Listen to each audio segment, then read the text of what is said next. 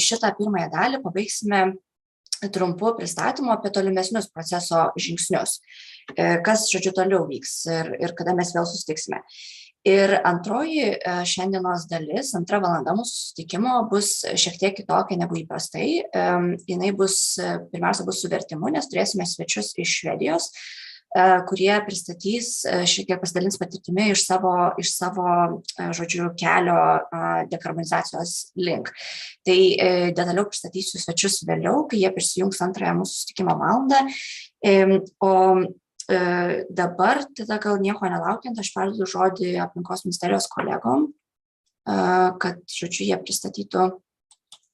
darytų pirmąjį pristatymą. Ir dar kol jungiasi ir kelia savo skaidres, tai paminėsiu, kad kaip minėjau, šiandienos susitikimas yra toks ganėtinai su daug dalių ir labiau gal informacinio pobūdžio, bet taip pat suteiksime galimybę po kiekvieno iš pristatymų užduoti klausimus trumpai, žodžiu, į labai gilias diskusijas neisim, bet tiesiog, kad vis tiek turėtume tą tokį grįžtamąjį taip pat ryšį. Tai perduodu žodį Damantui ir judam priekį. Labą dieną visiems. Ar galit patvirtinti, kad matot mano ekraną? Taip, matom, viskas gerai. Tvarkoj. Tai sveiki visi, aš esu Mantas Butrimavičius iš aplinkos ministerijos, kartu su kolegomis iš aplinkos apsaugos agentūros, valstybinės miškų tarnybos, parengėme scenarijų, kaip keisis Lietuvoje šiltnamio efektą sukeliančių dujų kiekiai įgyvendinant esamos politikos priemonės. Tai esamos politikos priemonės apibrėžiamos kaip tos, kurios turi patvirtintą finansavimą iki kažkurių metų, iki kurių tas finansavimas patvirtintas, arba yra priimti įpareigojantis teisės aktai, dėl kurių ta priemonė tampa įgyvendinama. Taigi šiame scenarijoje nebus aptarinėjamos naujos priemonės, naujų priemonių efektai, tik tai, kas jau šiuo metu valstybėje yra įgyvendinama. Tai trumpai pradėsiu nuo įžangos, kokie yra šiltnamio efektą sukeliančių dujų mažinimo tikslai Lietuvoje. Ir čia matote du grafikus paremtus pagal 2019 metų duomenis. Naudojame 2019 metų duomenis, nes vėlesni 2020 metų duomenys yra tikrai labai stipriai paveikti pandemijos įtakos ir bendru visų agentūrų, įskaitant ir Europinės agentūros sutarimu, tų pačių naujausių duomenų šiandieniniam prognozėm sudaryti nenaudojame, nes tiesiog duomenys keičiasi taip sparčiai, kad yra labai sudėtinga, nerealistiška padaryti patikimas prognozes remiantis pačiais naujausiais duomenimis. Ir 2019 metais Lietuvoje 30% šiltnamio dujų susidarė taip vadinamam ES apyvartinių taršos leidimų prekybos sistemoje dalyvaujančių įmonių sektoriuje. Tai čia matote viršutinis grafikas, tai daugiausiai yra chemijos pramonė, naftos perdirbimas, šilumos ir elektros gamyba. Tai iš čia atėjo 30% šiltnamio dujų ir pagal klimato kaitos darbotvarkę yra įsipareigojimas nacionalinis sumažinti šį kiekį 50% lyginant su 2005 metais. Tuo tarpu 2019 metais 70% visų šiltnamio dujų Lietuvoje, tai yra apie 15 000 kilotonų CO2 ekvivalento, atėjo iš kitų sektorių, tai čia didžiausias sektorius yra transportas, antroje vietoje žemės ūkis ir toliau mažoji energetika ir likę sektoriai. Štai šiuose sektoriuose, kur susidaro didžioji dalis Lietuvos šiltnamio dujų, yra pagal klimato kaitos darbotvarkę tikslas sumažinti šitą kiekį 25% lyginant su 2005 metais. Ir pagal klimato kaitos darbotvarkės tikslus šitas procentas turi būti pasiekiamas įskaitant žemės naudmenų ir žemės naudmenų keitimo bei miškininkystės sektoriaus įtaką. Tuo tarpu turime taip pat ir europinį įsipareigojimą, kaip ir kiekviena ES šalis, tai yra pagal ES kvotą šio sektoriaus šiltnamio dujų kiekį iki 30 metų reikia sumažinti 21% lyginant su 2005-aisiais ir šitie 21% turi būti pasiekti neįskaitant žemės naudmenų ir miškininkystės sektorius. Tai tokie yra pagrindiniai tikslai. Ir dabar iš karto pereinu prie bendrosios mūsų prognozės. Tai yra to sektoriaus, kuris nedalyvauja apyvartinių taršos leidimų prekybos sistemoje, šiltnamio dujų prognozė su esama politika. Čia šiame grafike jūs matote pirmi du stulpeliai mėlyni, rodantys faktinius duomenis, yra 2005 metų duomenis, nuo kurių yra skaičiuojami visi tikslai. Taip pat įdėjome 2016-2018 metų šiltnamio dujų vidurkį bendrai visos Lietuvos ir vertiname šitą laikotarpį kaip esamą situaciją. Taip galime priimti, kad tai yra esamos situacijos vaizdas. Ir toliau oranžiniai stulpeliai rodo, kiek šiltnamio dujų išsiskirs įgyvendinus visas esamos politikos priemonės. Viršuje grafiko matote tokią oranžinę spalvą apvestus baltus kvadratėlius. Jie žymi, kiek šiltnamio dujų pavyks sumažinti su esamomis priemonėmis. Taigi galime konstatuoti, kad 30 metais visoje šalyje, Lietuvoje, lyginant su 2005 metais, sumažinsime šiltnamio dujų 6%, tačiau dar 15% trūksta. Be to, kalbant apie šiltnamio dujų kiekio mažinimo tikslus, yra tikslas ne tik 30 metams, bet ir šiltnamio dujų kiekis per visą laikotarpį nuo 2021 iki 30-ųjų. Tai yra tam tikra kvota nustatyta, kiek šiltnamio dujų per 10 metų laikotarpį Lietuva gali išskirti. Ir dešinėje pusėje esančiam grafike jūs matote, kad jeigu mes paimtume per visą dešimtmetį, tai esama politika leis sutaupyti beveik pusę viso reikiamo sutaupyti šiltnamio dujų kiekio, tai yra apie 9000 kilotonų. Tačiau mes dar turime likusius daugiau nei 10 000 kilotonų, kurias reikia sutaupyti su papildomomis priemonėmis. Tai būtent į šitą skaičių 10 500 reikėtų orientuotis, planuojant naujų papildomų priemonių poveikius. Tada apžvelkime šitą skaičių, detalizuokime pagal skirtingus sektorius ir šioje skaidrėje jūs matote grafiką su 4 stulpeliais. Pirmasis mėlynas stulpelis rodo, koks šiltnamio dujų kiekis susidarė konkrečiame sektoriuje 2005 metais. Oranžinis stulpelis rodo, kaip minėjau, tą tokį, vadinkim, dabartinę situaciją, kiek šiuo metu susidaro, tai yra 16-18 metų vidurkis. Raudonas stulpelis rodo mūsų sudarytos prognozės, kiek šiltnamio dujų susidarys 30 metais įgyvendinus esamas priemonės, ir žalias stulpelis rodo tikslą. Tai kaip matote, turime didžiausią trūkumą transporto sektoriuje, kurio šiltnamio dujų kiekis augo nuo 2005 metų. Taip pat dar turime trūkumą žemės ūkio sektoriuje. Jeigu žiūrėtume nuo 16-18 metų vidurkio, dar trūksta 14%. Kitokia situacija yra pramonės sektoriuje, kur su esamomis priemonėmis praktiškai beveik pavyks įgyvendinti šiltnamio dujų kvotą. Atliekų sektoriuje netgi pavyks viršyti tą kvotą, tai yra išskirsime mažiau šiltnamio dujų planuojame, negu reikalauja kvota. Ir mažojoje energetikoje taip pat trūksta visai nedaug. Ir dabar prieš perduodama žodį kolegoms, kolegiai Ingai, kuri pristatys detalesnius žemės ūkio sektoriaus prognozių duomenis, dar trumpai pristatau 2 pagrindinius rodiklius, kurie turi įtakos visoms mūsų darytoms prognozėms. Tai yra bendro vidaus produkto prognozė, kurią imame iš Europos komisijos taip vadinamo referencinio scenarijaus. Tai čia pagal kompiuterinį modelį sudarytas BVP prognozės kiekvienai Europos šaliai. Ir pagal šią prognozę iki 30 metų Lietuvos ekonomika turėtų dar paaugti 18%. Tuo tarpu gyventojų skaičiaus prognozę imame iš Eurostato, imame palyginus optimistinę prognozę, tą, kurią teikia ir Lietuvos statistikos departamentas. Tai pagal šią prognozę iki 30 metų Lietuvos gyventojų skaičius sumažės 8% ir sieks apie 2,6 milijonus. Taigi visos mūsų prognozės yra paremtos tokia prielaida, kad šalies ekonomika toliau augs, o gyventojų skaičius po truputėlį mažės. Ir tada perduodu žodį Ingai, prašau, pristatyk detaliau žemės ūkio sektoriaus prognozės. Ačiū, Mantai. Taip, tai veiklos duomenų, trąšų sunaudojimo, derliaus ir kitų duomenų prognozės parengė ir pateikė Žemės ūkio ministerija. Produkuojančios žemės ploto projekciją parengė ir pateikė valstybinė miškų tarnyba ir pagal būtent jų pateiktus duomenis mes paskaičiavome šias emisijas.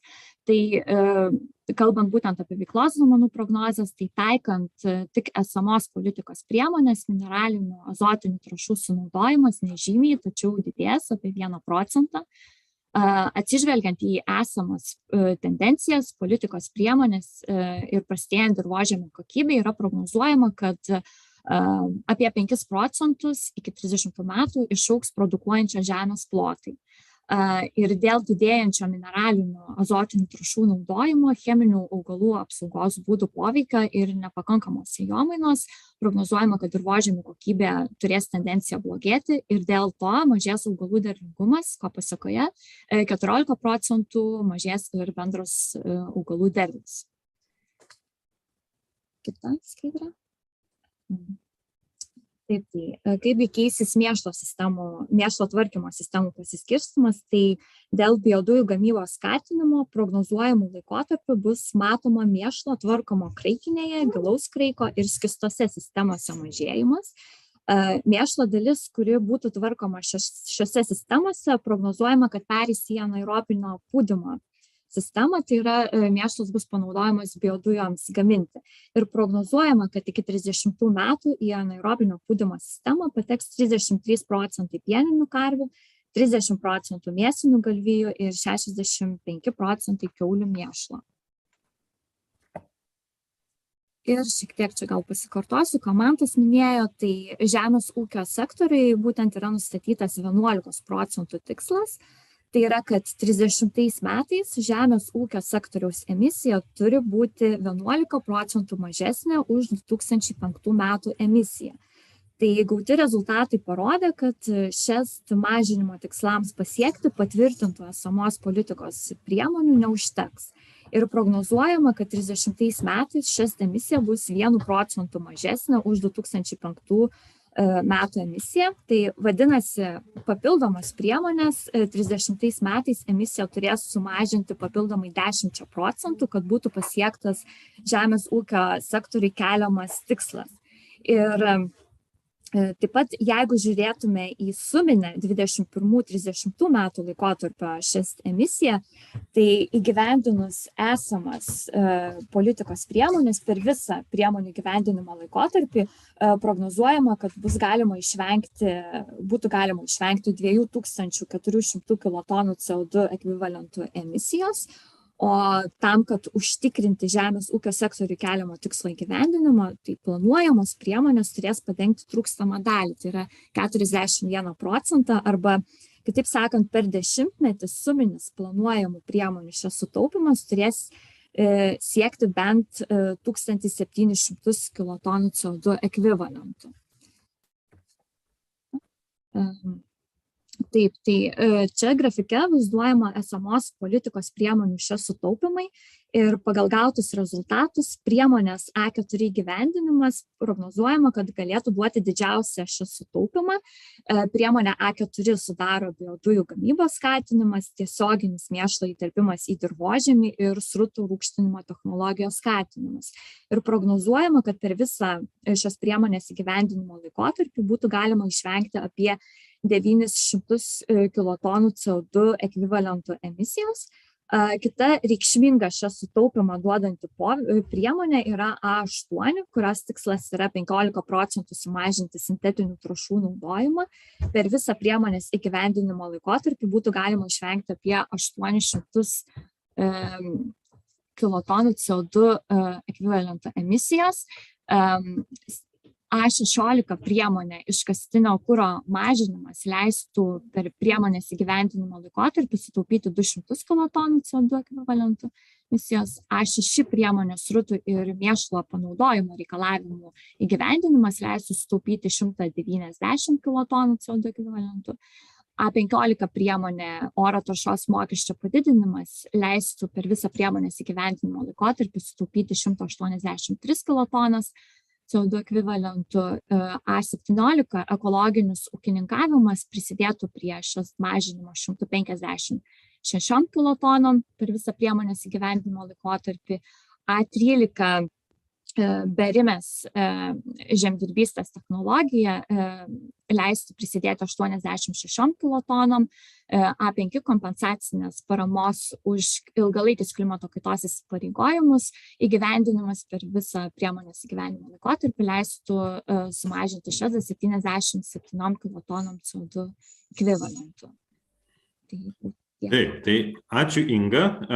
Tai buvo viskas, ką norėjom parodyti ir pristatyti apie žemės ūkio sektoriaus prognozes ir tada iš karto siūlau praeiti pro žemėnaudos ir miškininkystės sektoriaus prognozes.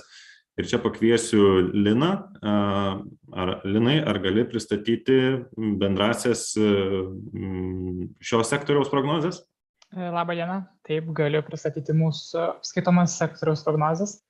Tai visų pirma, pradėkime nuo žemės naudmenų plotų. Mūsų sektoriai yra apskaitomas pagrindinės žemės naudmenos, jų plotai, taip pat emisijos ir absorbcijos, tai yra miškų žemė, dirbamoji žemė, kurią mes dar vadiname produkuojančią žemę, pievose ir ganyklose, vandenyse ir pelkėse, uždarytoje teritorijoje bei kitoje žemėje. Šiame grafike mes matome šių naudmenų plotus, tai istorinių periodų yra 2005 metų plotų duomenys, taip pat 2016-2018 metų vidurkiai ir tada nuo 20 iki 20 metų tai yra jų plotų prognozė. Pagal šį grafiką mes matome, kad istorinių periodų miškų žemės plotas didėja, taip pat ir dirbamos žemės plotas. Pievų ir ganyklų plotų sąskaita, kuris pamažu, net ne pamažu, o ženkliai mažėja. Tokia panaši tendencija matoma ir prognozuojamų laikotarpiu nuo 20 iki 20 metų, kad miško žemė didėtų nuo 2200 tūkstančių hektarų iki 2300 tūkstančių hektarų. Dirbamos žemės plotai didėtų nuo 2011 tūkstančių iki 2060 tūkstančių hektarų. O pievų ir ganyklų plotai mažėtų nuo 1500 iki 1300 tūkstančių hektarų.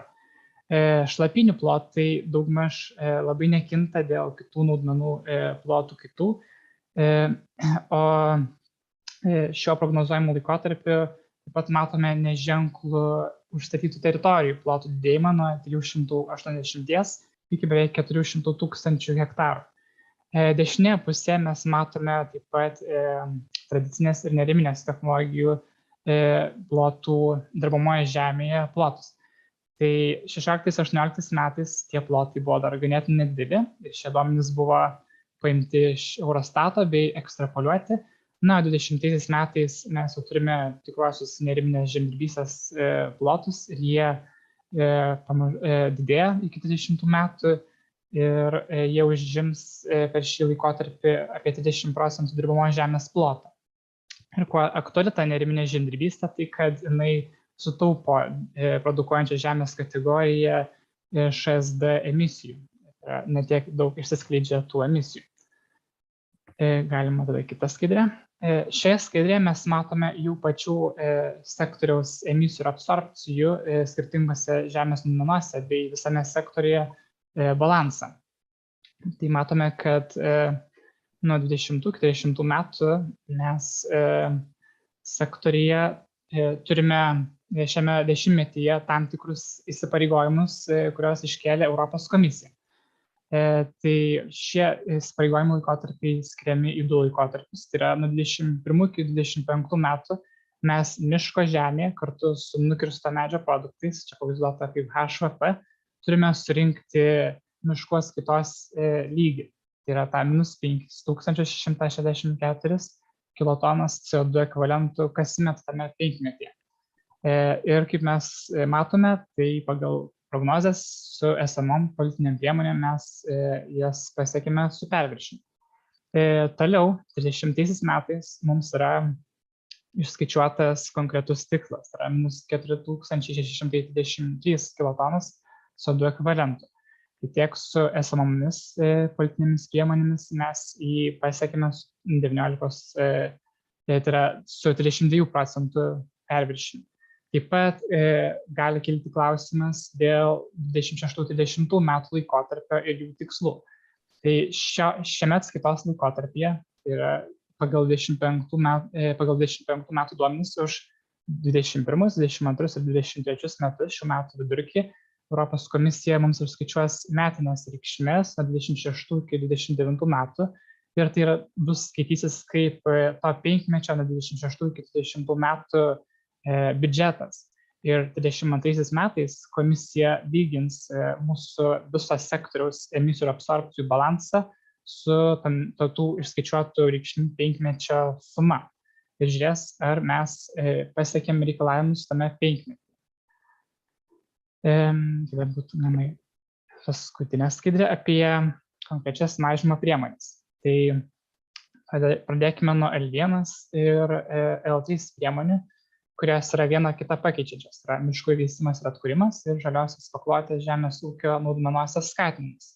L1 priemonė startuos 2022 ir baigsis 2027 metais.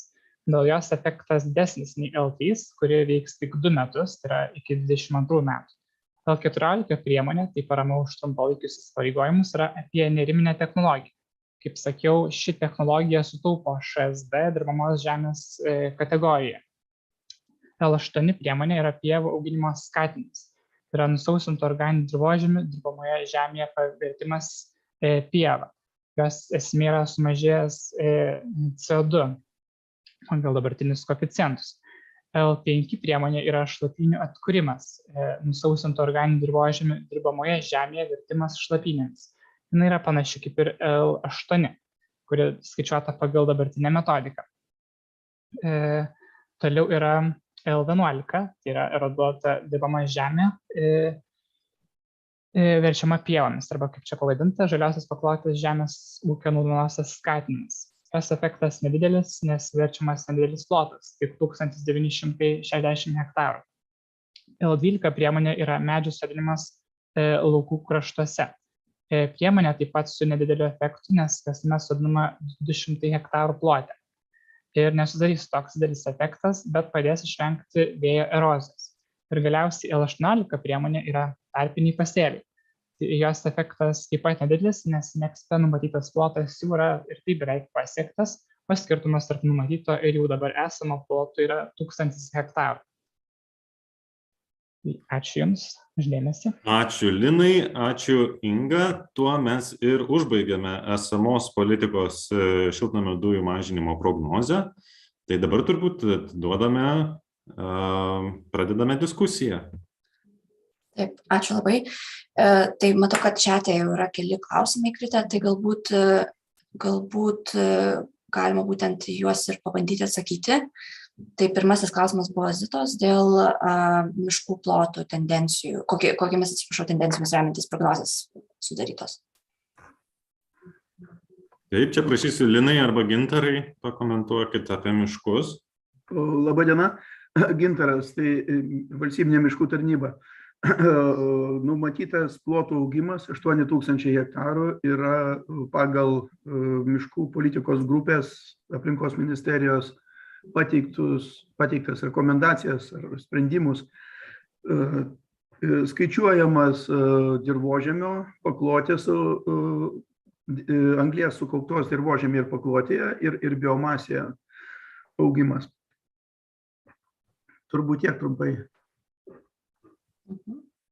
Ačiū, Gintarai.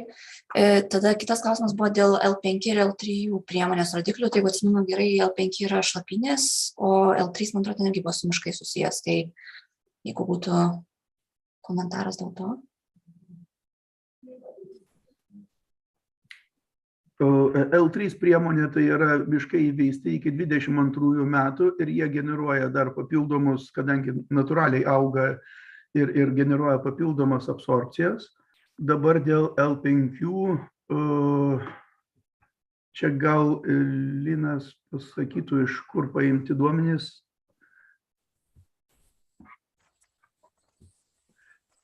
Aš šiek tiek vėliau gal atsakyčiau, nes gal dabar Zita klausia dar ir Mindaugas kažką.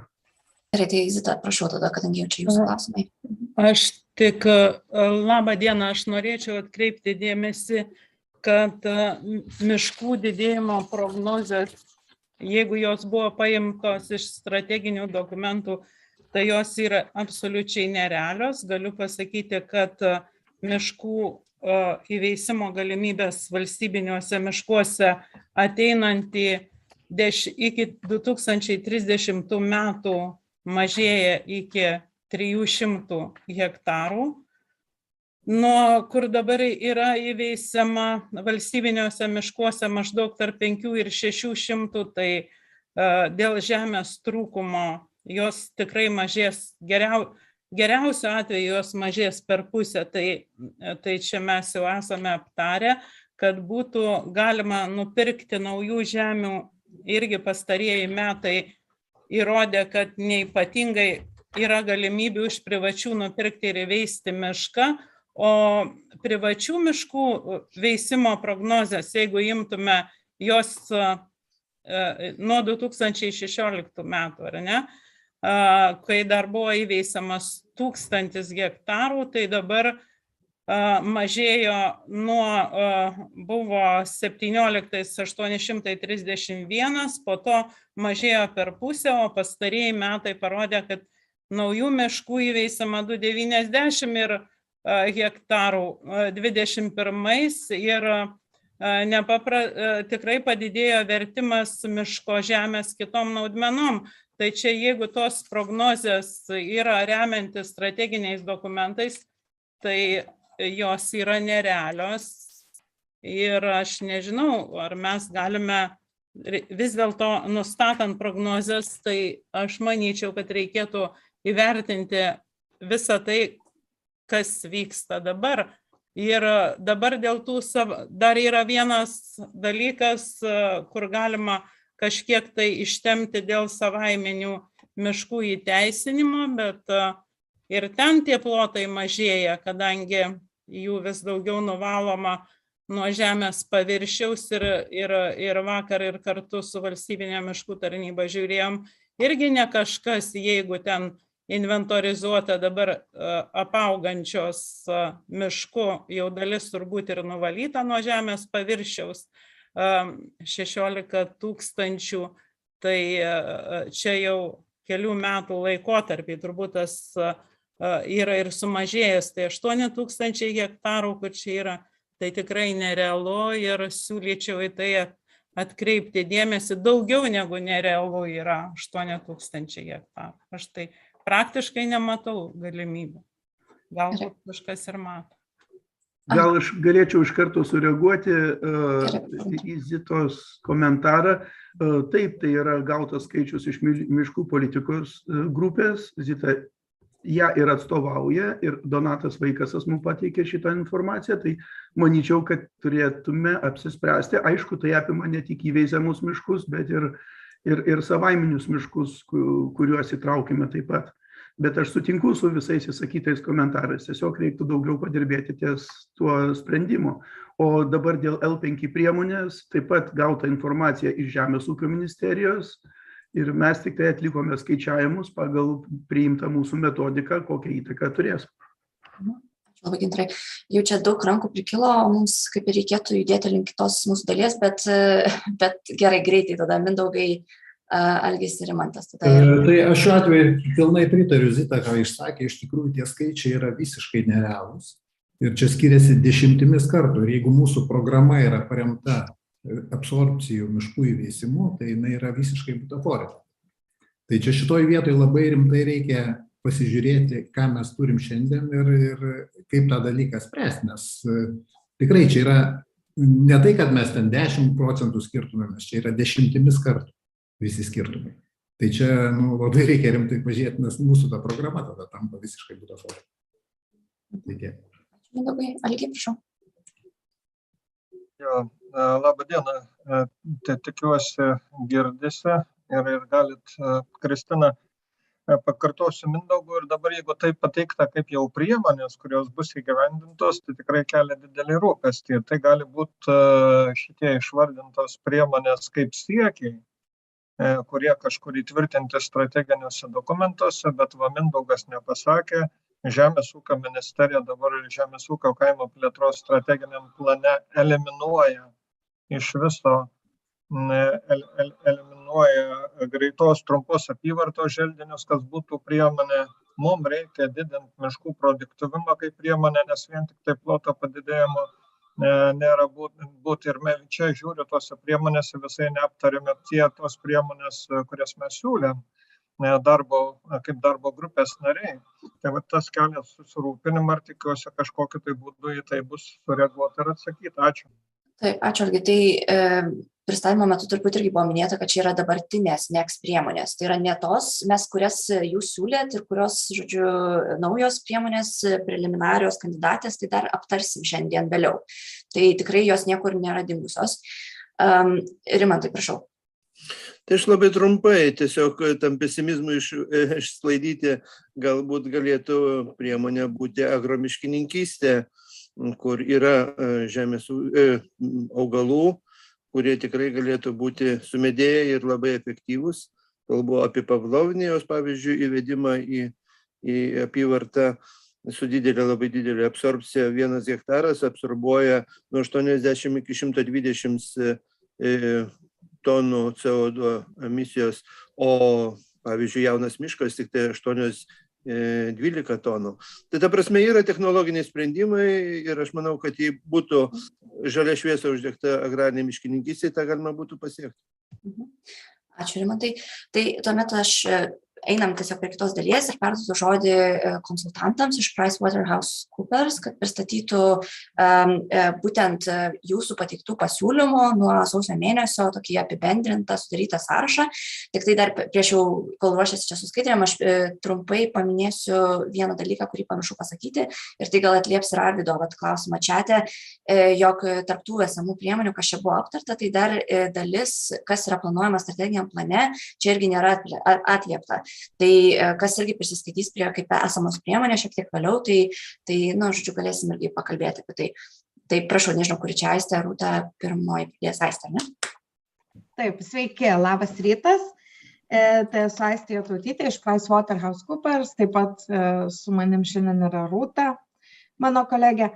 Na ir kaip minėjo jau anksčiau, dabar pristatysim pasiūlymus, kuriuos teikėt visą šį laikotarpį.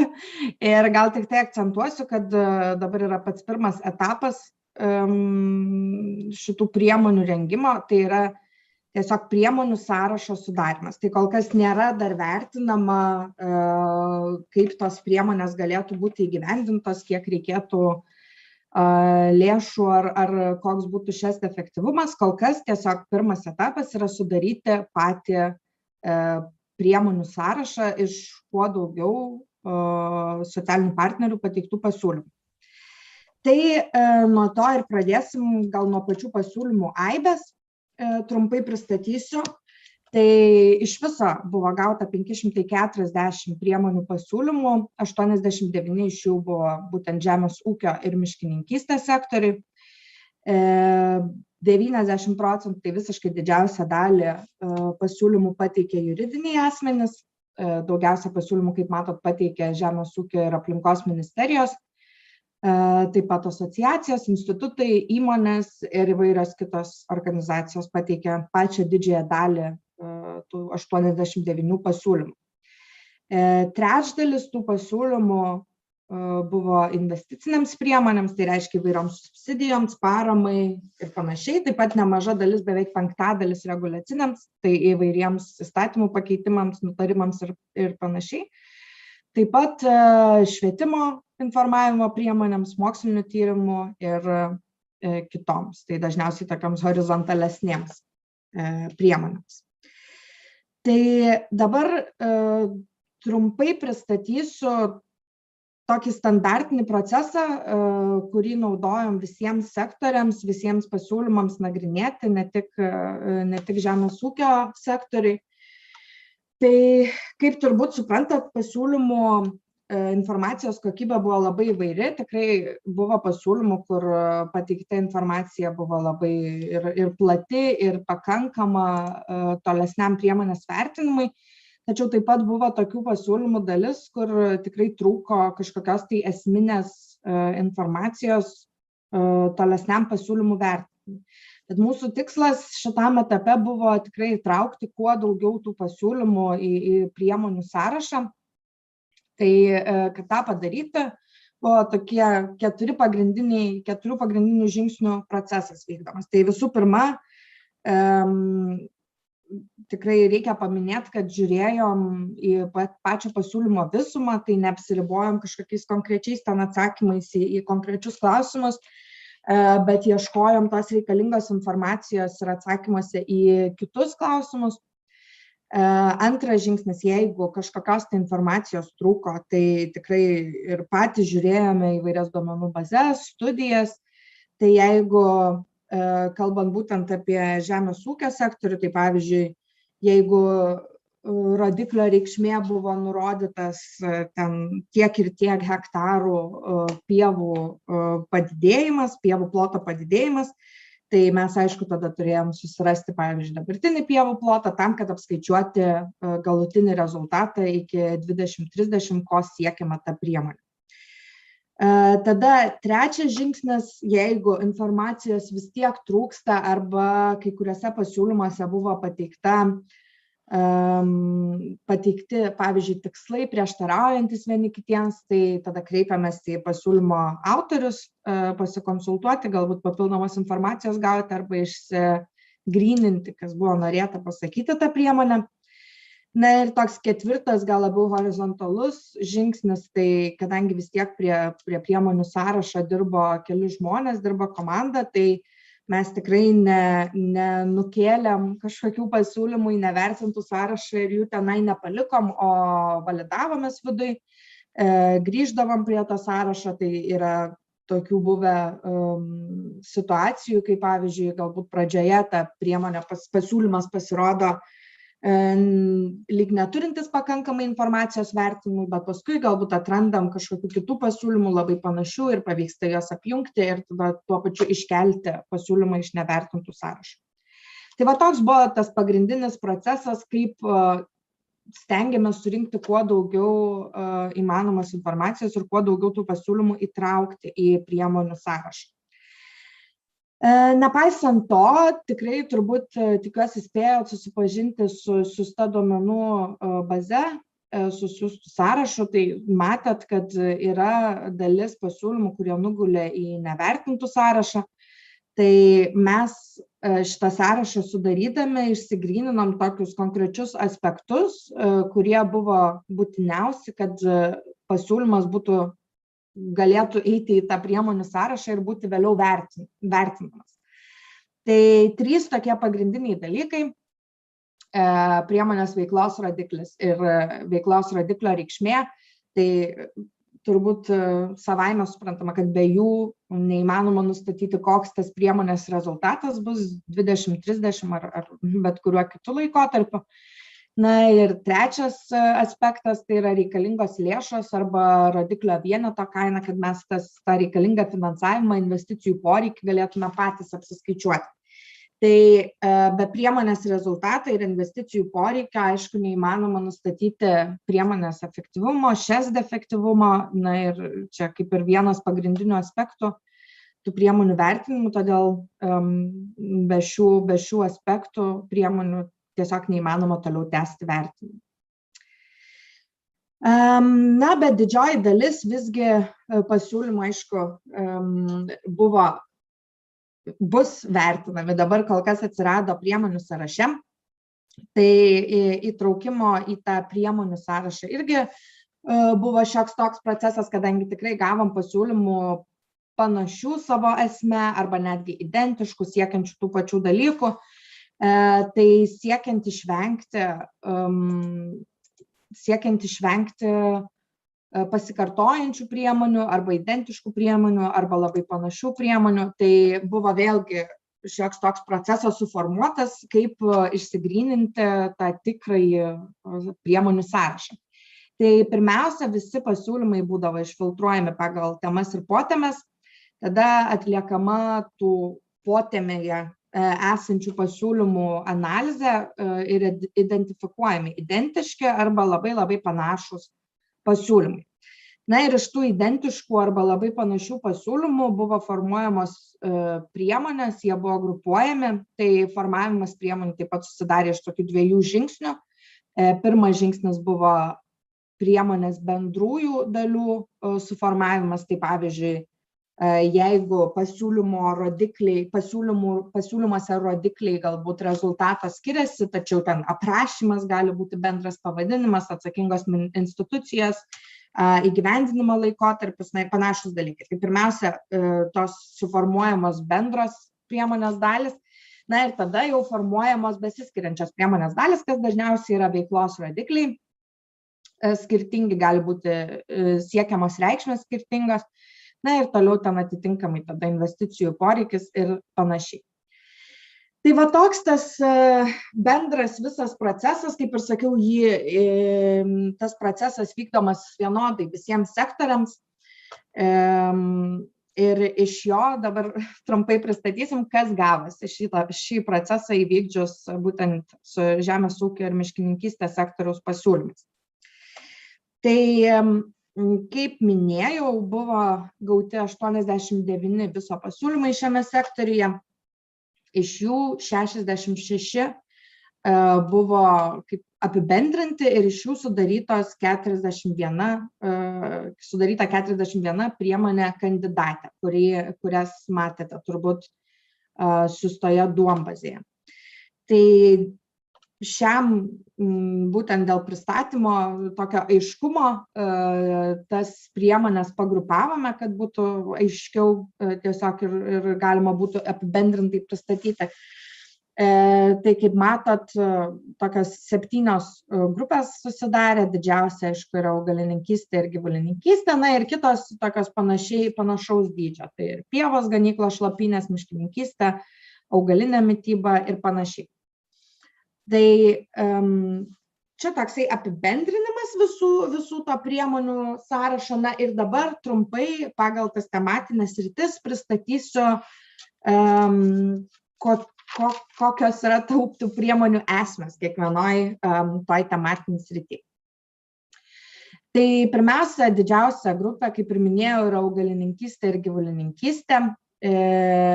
Didžioji dalis priemonių šioje grupėje yra ekonominės, jų net 7, tai yra įvairi finansinė tiesiog parama, skatinanti įvairias ūkininkavimo formas. Kaip mato čia pavyzdžių skaidriai, tai yra ekologinį ūkininkavimą, neariamąsias technologijas, augalų kaitą ir panašiai. Tada taip pat nemažai, visai 4 priemonės yra MTEP, mokslinių tyrimų, tai jomis siekiama tiek tirti pačius ūkius ir atrasti efektyviausias arba aplinkai draugiškiausias ūkininkavimo formas, taip pat rinkti ūkiuose duomenis apie šias emisijas, tirti gyvulių pašarus ir taip pat įvertinti ūkio technikos dalijimosi modelio potencialą. Tada dar 4 augalininkystės ir gyvulininkystės priemonės, tai 3 iš jų reguliacinės, kaip minėjau, įvairūs įstatymų pakeitimai, tai būtent augalininkystė ir gyvulininkystė 3 reguliacinės priemonės, tai viena apie pluoštinių kanapių įstatymo pataisas, viena apie žemės įstatymo pataisas, kurios užtikrintų žemės naudotojų galimybės dalyvauti ekoschemose ir taip pat nutarimas, kuris užtikrintų tvarų valstybinę žemės naudojimą. Ir viena švietimo priemonė, tai siūloma įgyvendinti mokymus apie tvarias ūkininkavimo praktikas būtent ūkininkams. Taip, tada kitas sritis, taip pat nemažai, yra pievos, ganyklos ir šlapynės, 6 priemonės šioje tematinėje srityje, 5 iš jų ekonominės. Tai ekonominiam priemonėm tiesiog numatoma įvairi parama ūkininkams, kurie prisideda prie pievų šlapynių išsaugojimo arba kokybės gerinimo įvairiais būdais.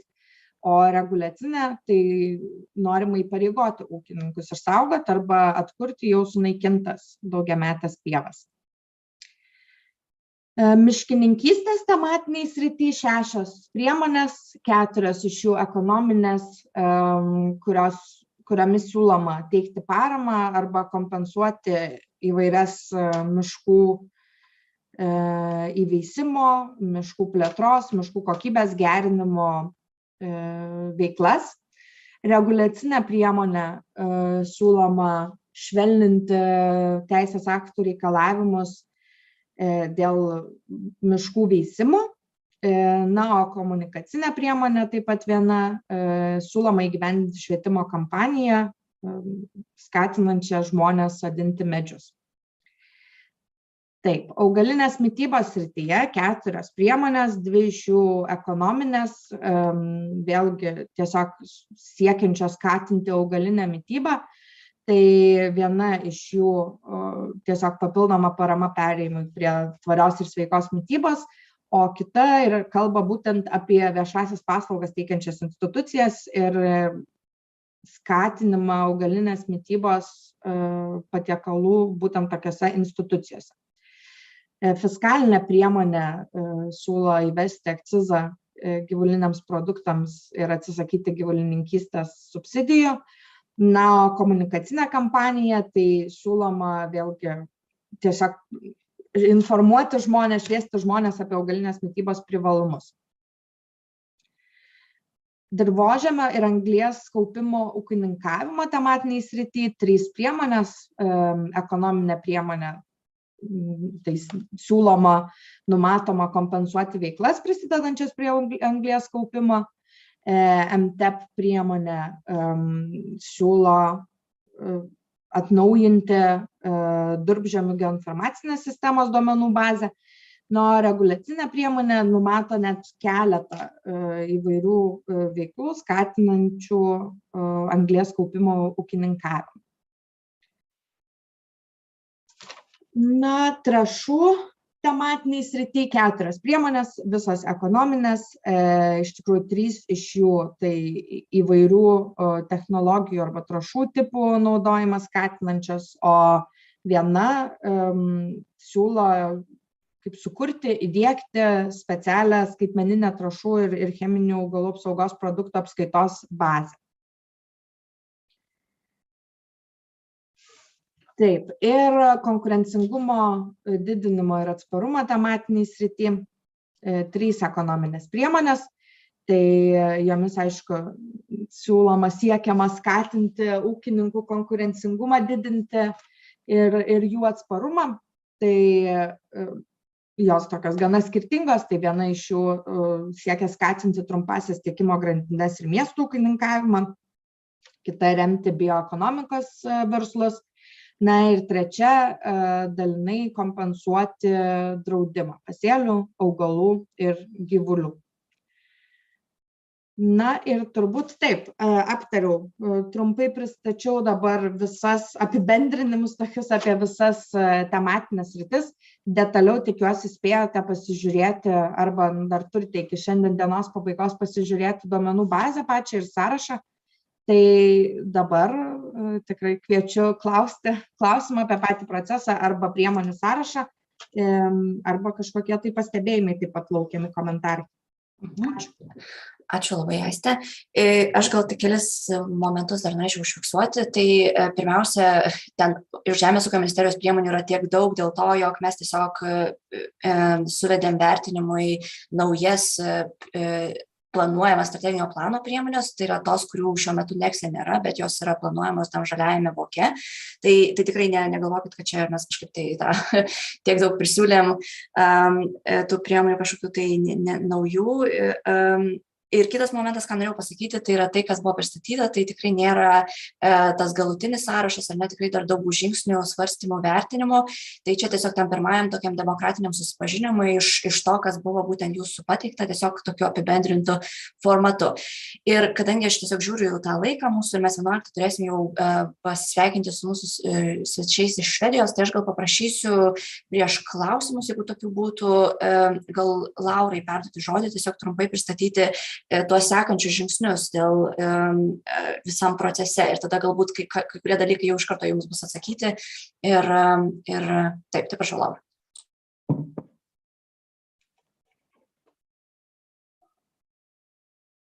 Sveiki visi, ar mane girdit? Taip, girdim. Puiku, ir tikiuosi, ar matote gerų režimų prezentaciją? Dar ne, jinai vis yra to taisymo. Darbiniam formate, ne? Gerai, tu jau tada. Taip.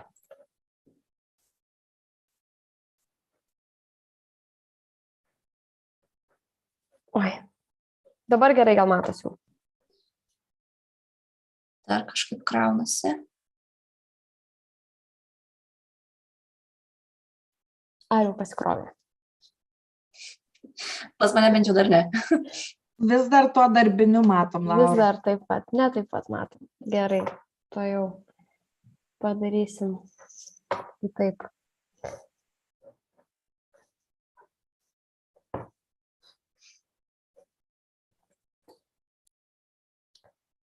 Tai dar gal, kol aš čia susitvarkysiu, Kristina, gal kažkas klausimų apie priemonės turi, tada, kad... Aha, gerai. Taip, prašau, kažkaip nieks rankų nekelia, komentarų irgi nematau. Galbūt čia dar viskas...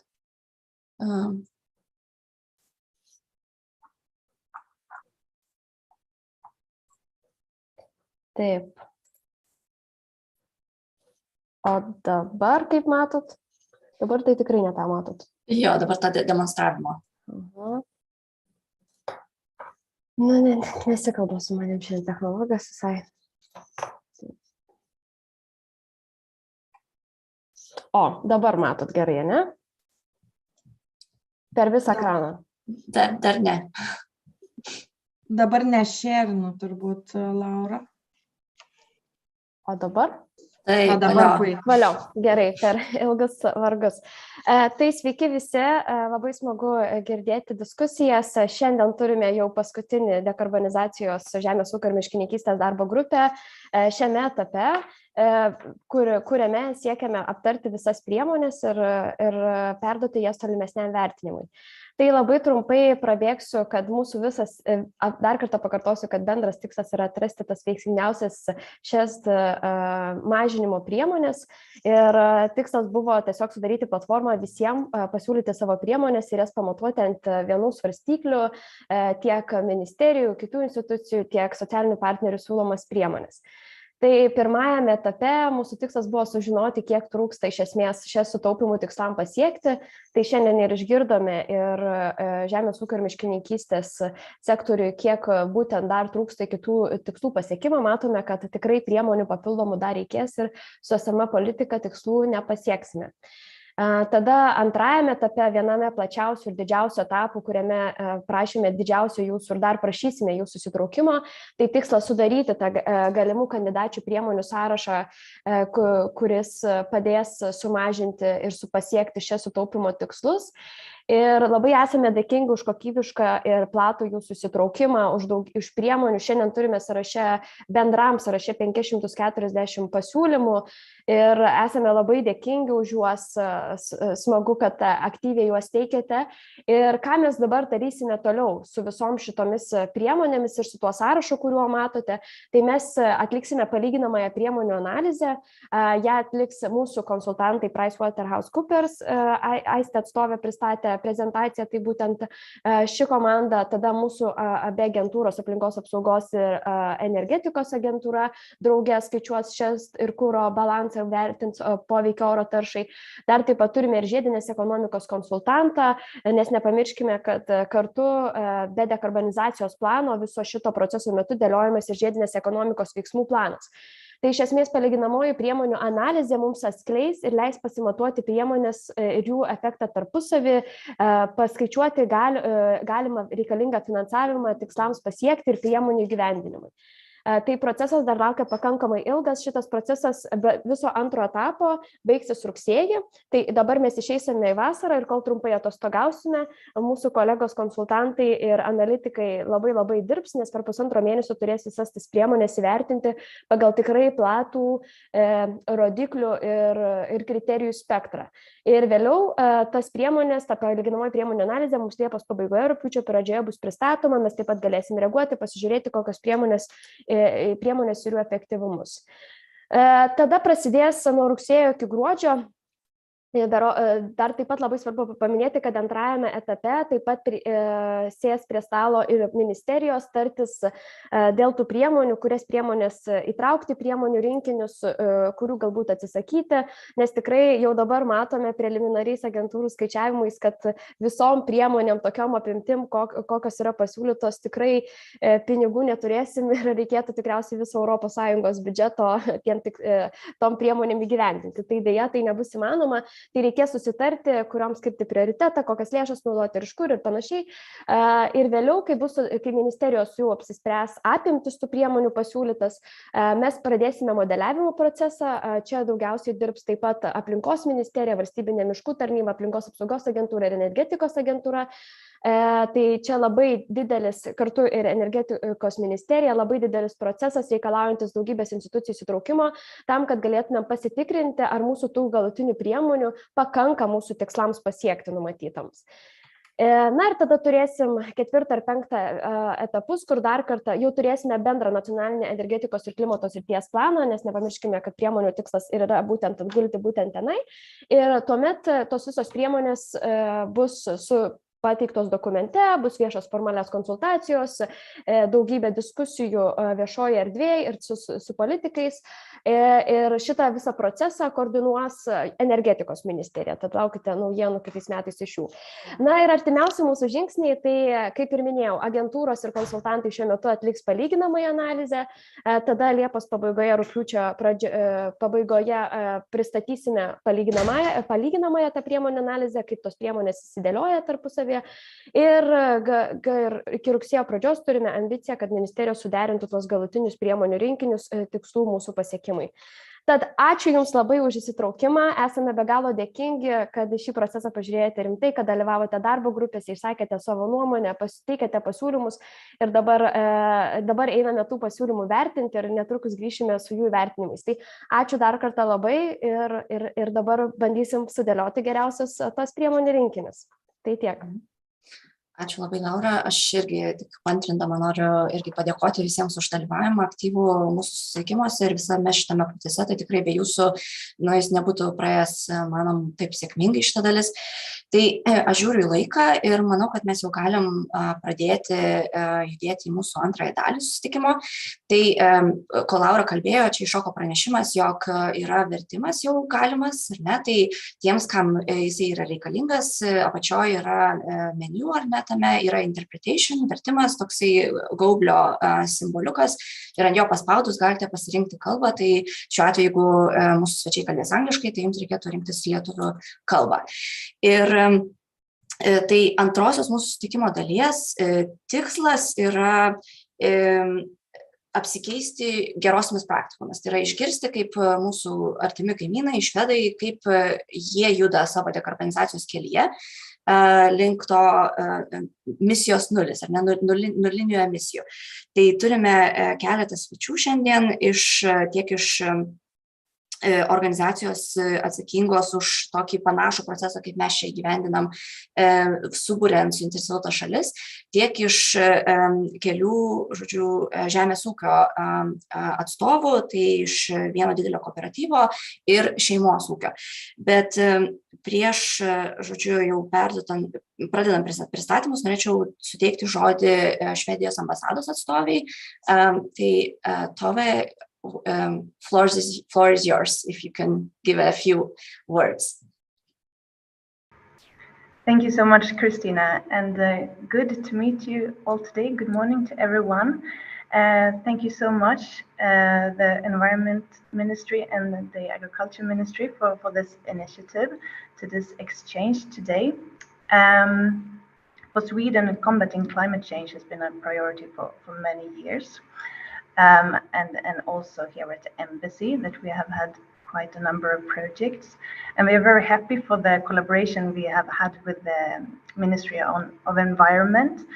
We started out a little bit more than a year ago, I think, with this exchange we have had with Fossil Free Sweden, and it's a great pleasure that we now can have this meeting on exchange of the agriculture sector. And it has been a pleasure to follow your work with Mission Zero, and we are excited to see the outcomes of this project. And I'm very excited that we have Svante Axelsson with us today, the National Coordinator for Fossil Free Sweden.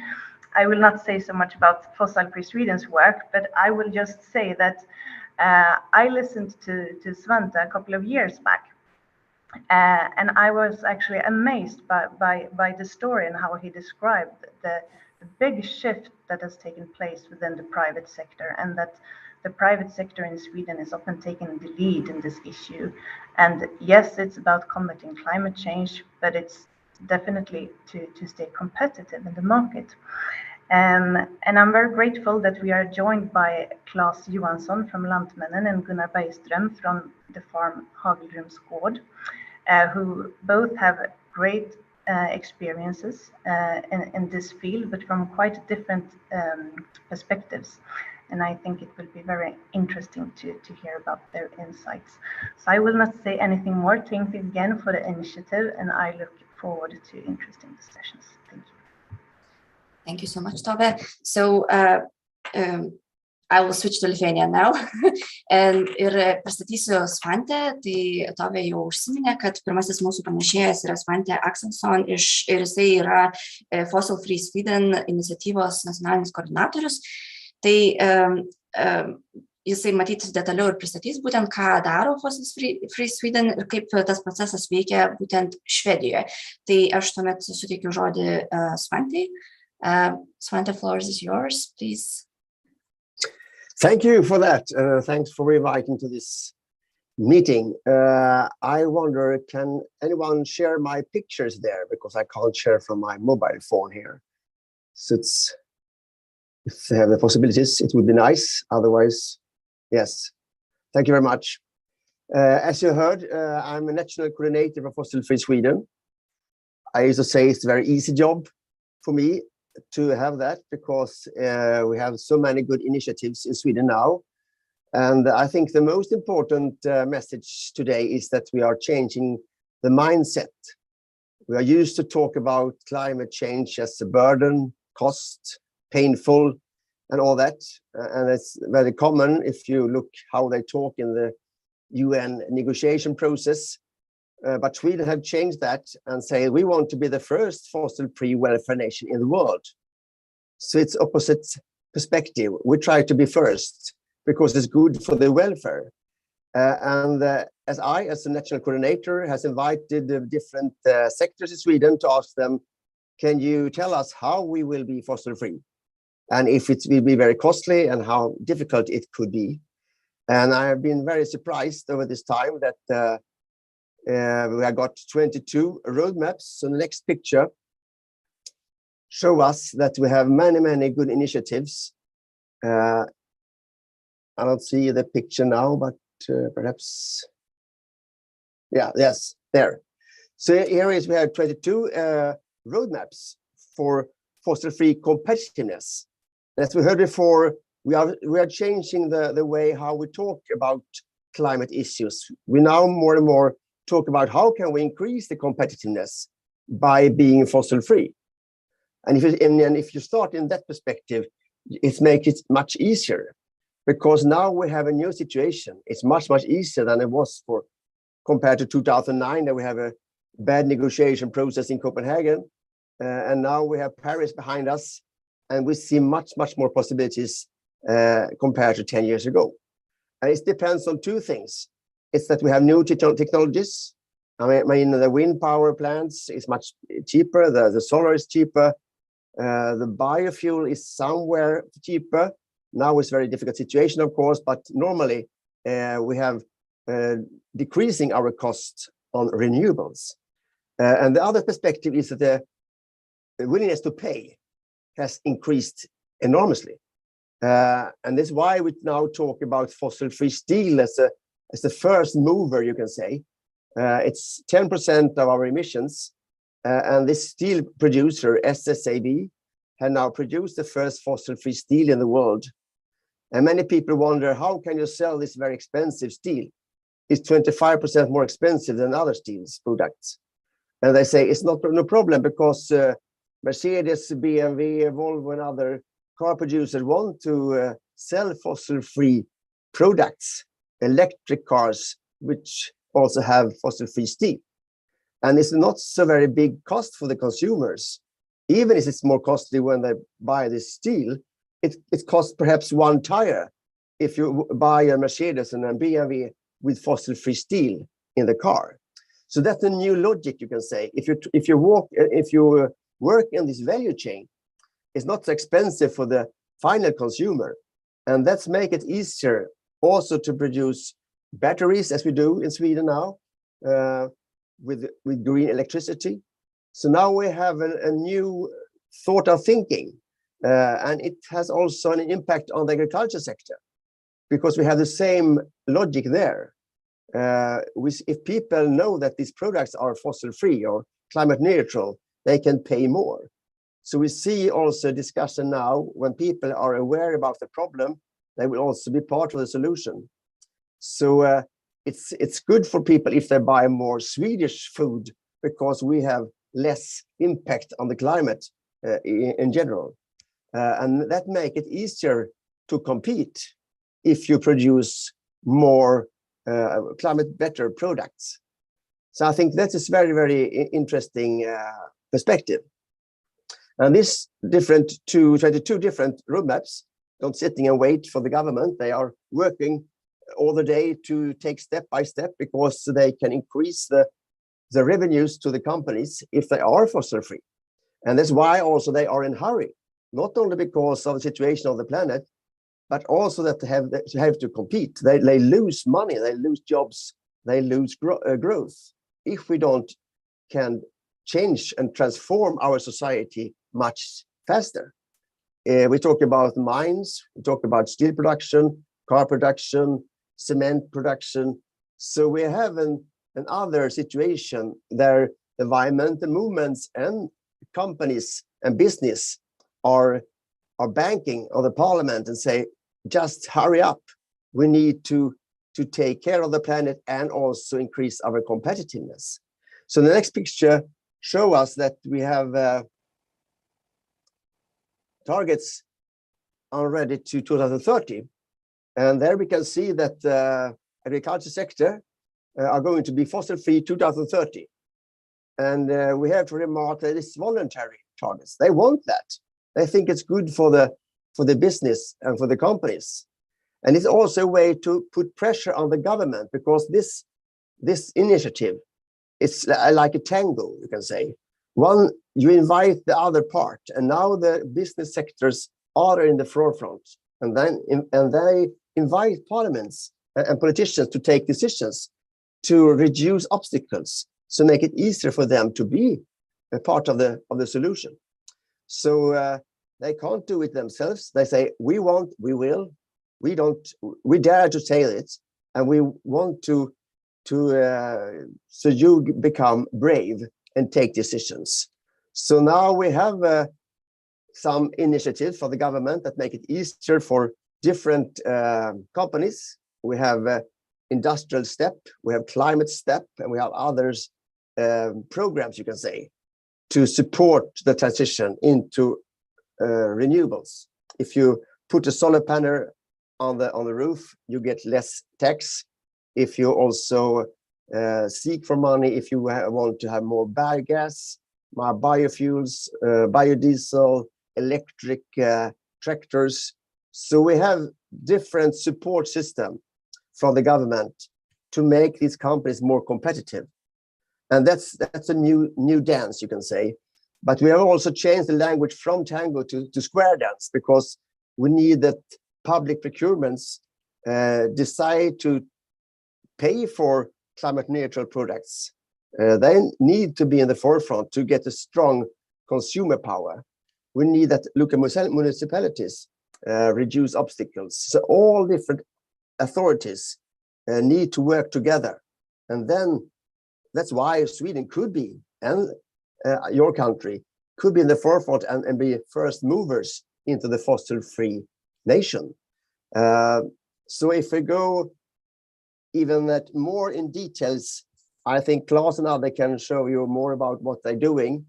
But we have many good initiatives. The construction sector, they are going to reduce emissions by 50% to 2030.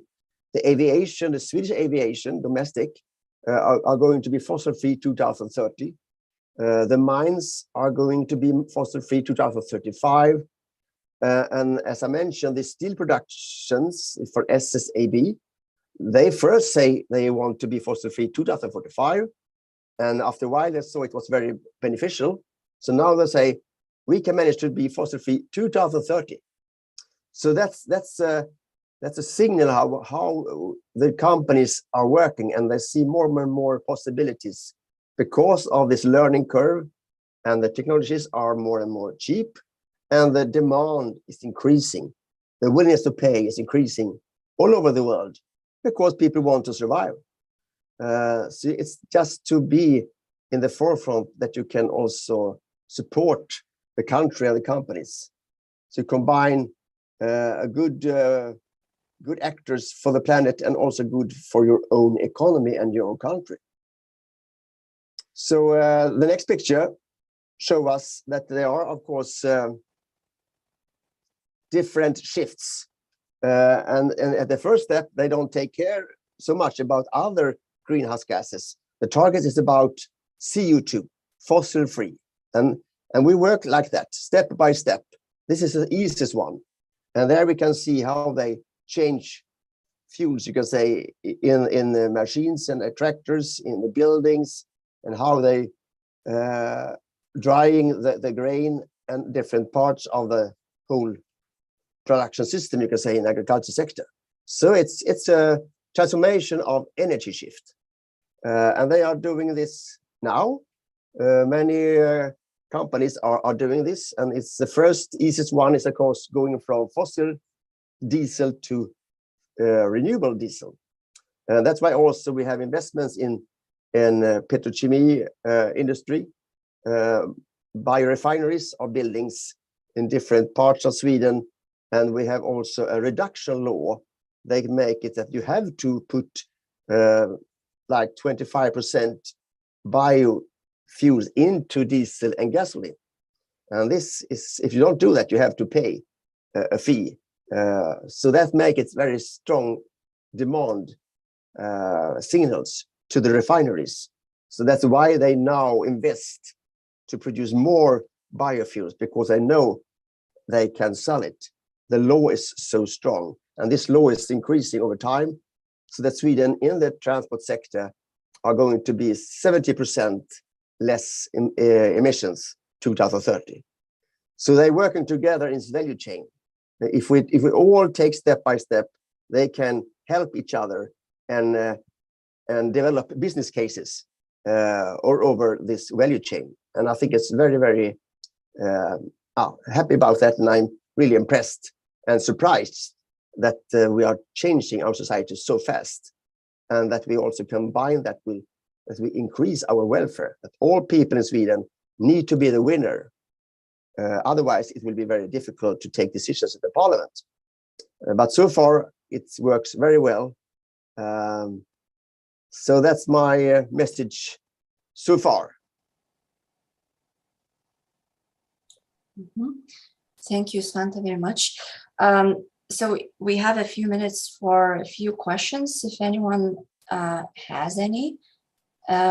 So since the questions in the chat are still related to our previous talk from the previous hour, so I have a question from myself. So now we're going to hear from some of your stakeholders in more detail, but I'm just curious from your perspective, you know, how especially from the agriculture sector, since that's what we are talking now, how, you know, their involvement has been so far in this process of, you know, preparing roadmaps and looking forward. Yes, very good question. I mean, the success factor so far is that we don't produce the roadmaps in fossil-free Sweden. We just help them and support them and give some guides how they, in the best way, can communicate and how they can sharpen the results and the proposals of decisions. So they produce them themselves. And this is a process that they make them strong and brave because they see how they want to change, how they can be part of the solution. And as I mentioned, this is a sort of process that put pressure on the government because they can't do it themselves. They say, I'm not the problem. I can solve it. I can fix it, and I like to do it, but I need help in different decisions or consumer power. So you change your role, you can say. Many times before, many, especially sectors, say, oh, we can't do it. We need to do it in EU or globally. We can't do it in Sweden ourselves. It's costly.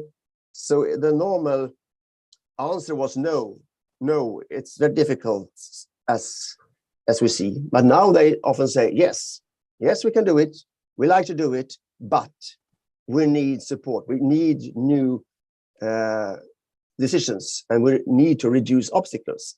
And in that way, they change their own role and make it easier. Make it easier for the parliament to take decisions when the companies and the sectors are so proactive. Okay, thank you for your answer. And I see one hand raised, so Sigmas, please. Ačiū, Kristina. Thank you, Svante. It's really nice to hear your view, your presentation, which very closely related to what we think in Lithuania, and it's for us opportunity to check if we are taking the right direction. My question is related to that carbon farming. Do you know anything? Could you provide any examples in Sweden which of the measures which are related to the carbon farming, which also could help us to fight against climate change? Thank you. What do you mean by climate farming?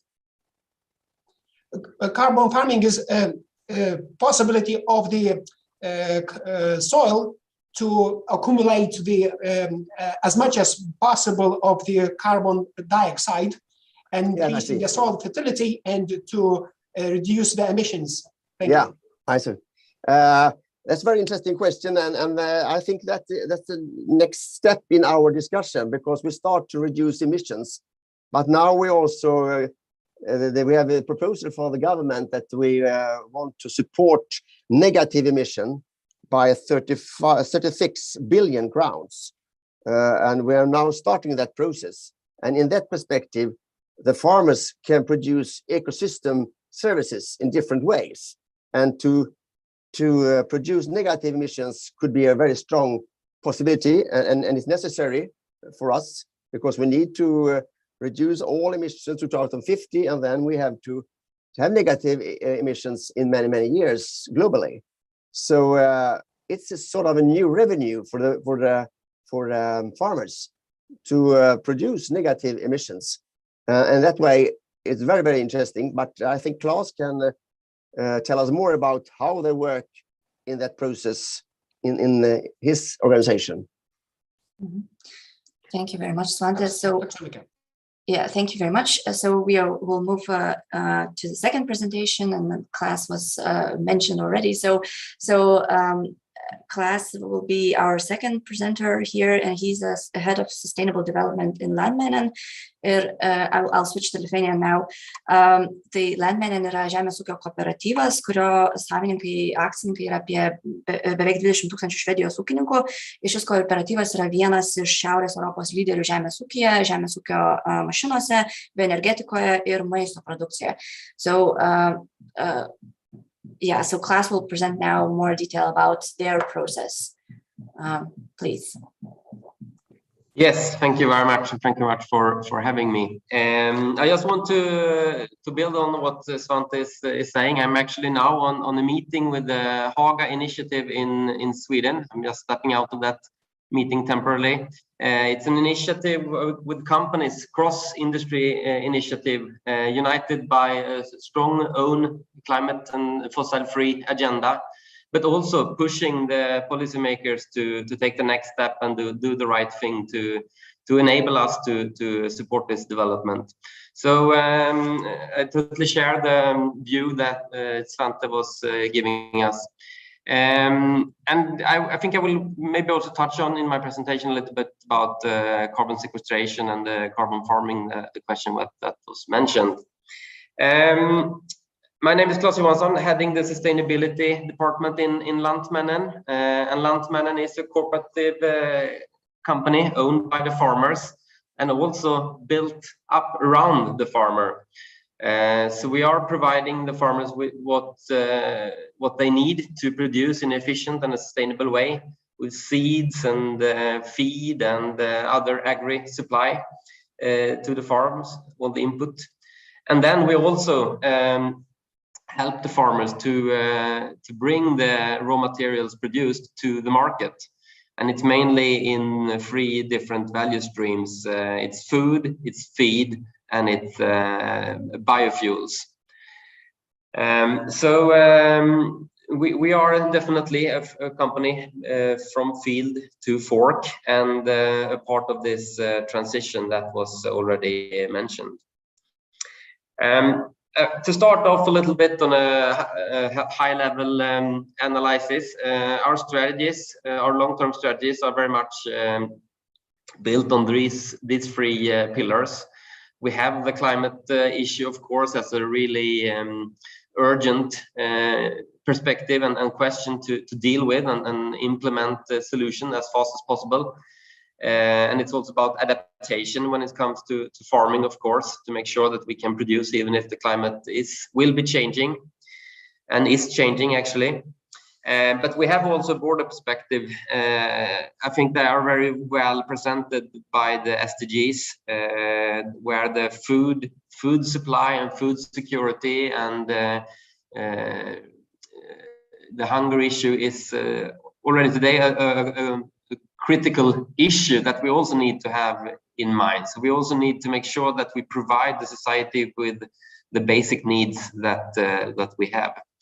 And the third perspective is that we also have a limited resource to do all these things from. The arable land is a scarce resource, is limited, and we can't take more farmland into production on a global level if we should also keep the biodiversity targets aligned with them.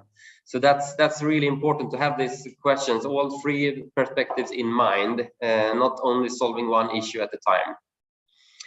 And backing down to our own value chain and focusing on the climate footprint from producing food. We know that most of the values and the benefits and all the necessary things that we as human need, at least 4 or 5 times a day, they are produced on farm level. That's where all the nutrition and the energy is produced. So that also makes sense that most of the resources and also the climate impact occurs in the first phase of the food value chain. So this is a picture that is showing how the climate footprint is distributed throughout the value chain. And we can see that on farm level, and also actually already before the farm, when we produce the nutritions, the fertilizer, we have 1/3 of the total climate impact. And this slide also highlights the fossil part of producing, in this example, wheat flour. You can see the more dark green parts of this picture. They are related to fossil carbon emissions.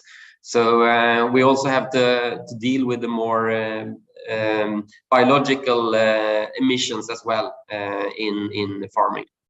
So that's important. But the farmer is a key part. If you should, as a food company, have a rigid and relevant climate strategy and sustainability strategy, you need to involve the farmer. That's for given. And that's nothing to discuss about. And Lantmännen has seen that, okay, what can we do to meet all these global challenges and at the same time reduce the climate impact, climate footprint, but also produce food enough for a growing population. We can see that we have quite a lot of tools in our toolbox. And what we have analyzed is that, okay, if we do all these things at the same time and do them in a very good way, we implement sustainable input materials, for example, fossil-free fertilizer and fossil-free energy to on farm. And we utilize all the potential of plant breeding. We use the newest tools when it comes to precision farming and optimal management and use all these things. And also adapt new cropping systems and utilize carbon sequestration in the farming. We can actually reach quite far. But it requires us to do all these things at the same time. It's not one tool that solves the problem. We must use all the tools in the toolbox. So when we analyze how far can we reach, we see that there is still, even if we think we are on a quite high level when it comes to harvest and yields in Swedish agriculture, we see that there is still potential to produce more if we do all these things right and do the necessary investments in agriculture. And the good thing is that we also can actually reach the climate target, aiming for a zero level around 2050 from the Paris Agreement. And in the picture down to the right in this slide, you can see the light gray curve. That's actually the curve that is taking us towards level around zero, 2050. That means that you need to cut the emission with 50% every decade from now. So we must start to do this journey already now, of course. And the green curve is actually showing the theoretical potential with using all the tools as I showed in the previous slide. So we can see that we have a really good opportunities to follow this curve down. We just have to make sure that we speed up the implementation. And to do this and to connect this to our businesses, Svante said that Swedish farming is aiming for fossil-free production 2030. But already next year, we are in our cultivation program, giving the opportunities for Swedish consumers to buy fossil products, food products produced from a fossil-free value chain already next year. So this is a development that is already happening now, and we do that through our farming and cultivation program. And the ambition with that is to be the leader in the development of farming of the future. It's a crucial part for Lantmännen to be that in that position. And we also see that we have an increasing demand for sustainable products from our markets, from both business to business customers, but also the consumers are more and more into these questions and these challenges, as Svante mentioned. And as a really key to make this happen is to make it possible to implement this on farm level, because some of the implementations are driving some cost on farm level, and for a farmer alone, it's impossible to take that cost. But if we view the cost from a value chain perspective and see, okay, how much more expensive does a loaf of bread need to be to make all this implementation? It's maybe not more than a few percent more expensive. So from a consumer perspective, this is definitely doable, but from a farmer cannot do it alone. So we have to make sure that there is the right incentives in the system. So that's also something we built in this farming program. And to connect the farming program to really understand what we are doing and how we are taking this forward, we launched the program 2015, and then we have measurements in the program that takes us 20% more climate friendly, reduce the climate impact with 20%. 2020, we developed the program with fossil-free fuels in the tractors and in the dryers and in the combine. So we take another 10% of the climate footprint. And now, as I said, we are also implementing the last step in the development with fossil-free fertilizer.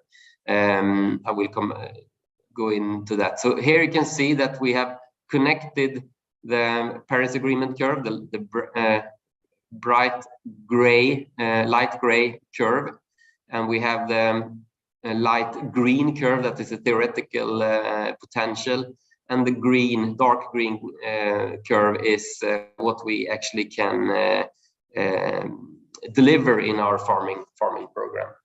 So this is concrete steps forward. And the fossil-free fertilizers is actually the last piece of the puzzle to reach the fossil-free food chain, stated here by our CEO, the president of Lantmännen, Magnus Kagvik. So we want to do this and show that this is a potential, and it's not the vision, it's actually something that is happening next year. So in total, our farming program is putting together all this measurement that we know makes a difference. So we call the farming program Climate and Nature. So it's both focusing on climate performance, but also on biodiversity. And you can see highlighted here the fossil-free parts of it. It is isolated to produce fertilizers without natural gas, and it's also about renewable fuels in our tractors and the machineries. But we also, as you can see, we have different measurements for biodiversity and precision farming in this program that brings up the total sustainability agenda and put it together. So this is how we are perceiving it and how we are implementing fossil-free and sustainability in our businesses and taking it all the way to the consumer, to the market, and build on the values that we know that our farmers can produce and make it happen. So 28 harvests left until 2050. It's about time to get started, and we try to get started by this kind of actions and strategies. Thank you so far. Thank you very much, Klas. So it's really exciting to see that you're talking both about climate and biodiversity, and that's what we were trying to do in our discussions here as well, like not to forget that second part, which is, we also see biodiversity crisis. So that's also very important together. But actually the question that I had, and maybe someone else will want to ask some more, but about the fossil-free fertilizers. So I understand that like the main goal is to tackle their production side and reduce emissions in there. But what about the more efficient use of fertilizers in general and reducing their use? So is that also a target? Yeah, it's a very good question. Yeah, of course, to have a fossil-free fertilizer as an input is a crucial thing, and that's something we work together with Yara. We are not producing fertilizers by ourselves, but it's a strategic cooperation with Yara.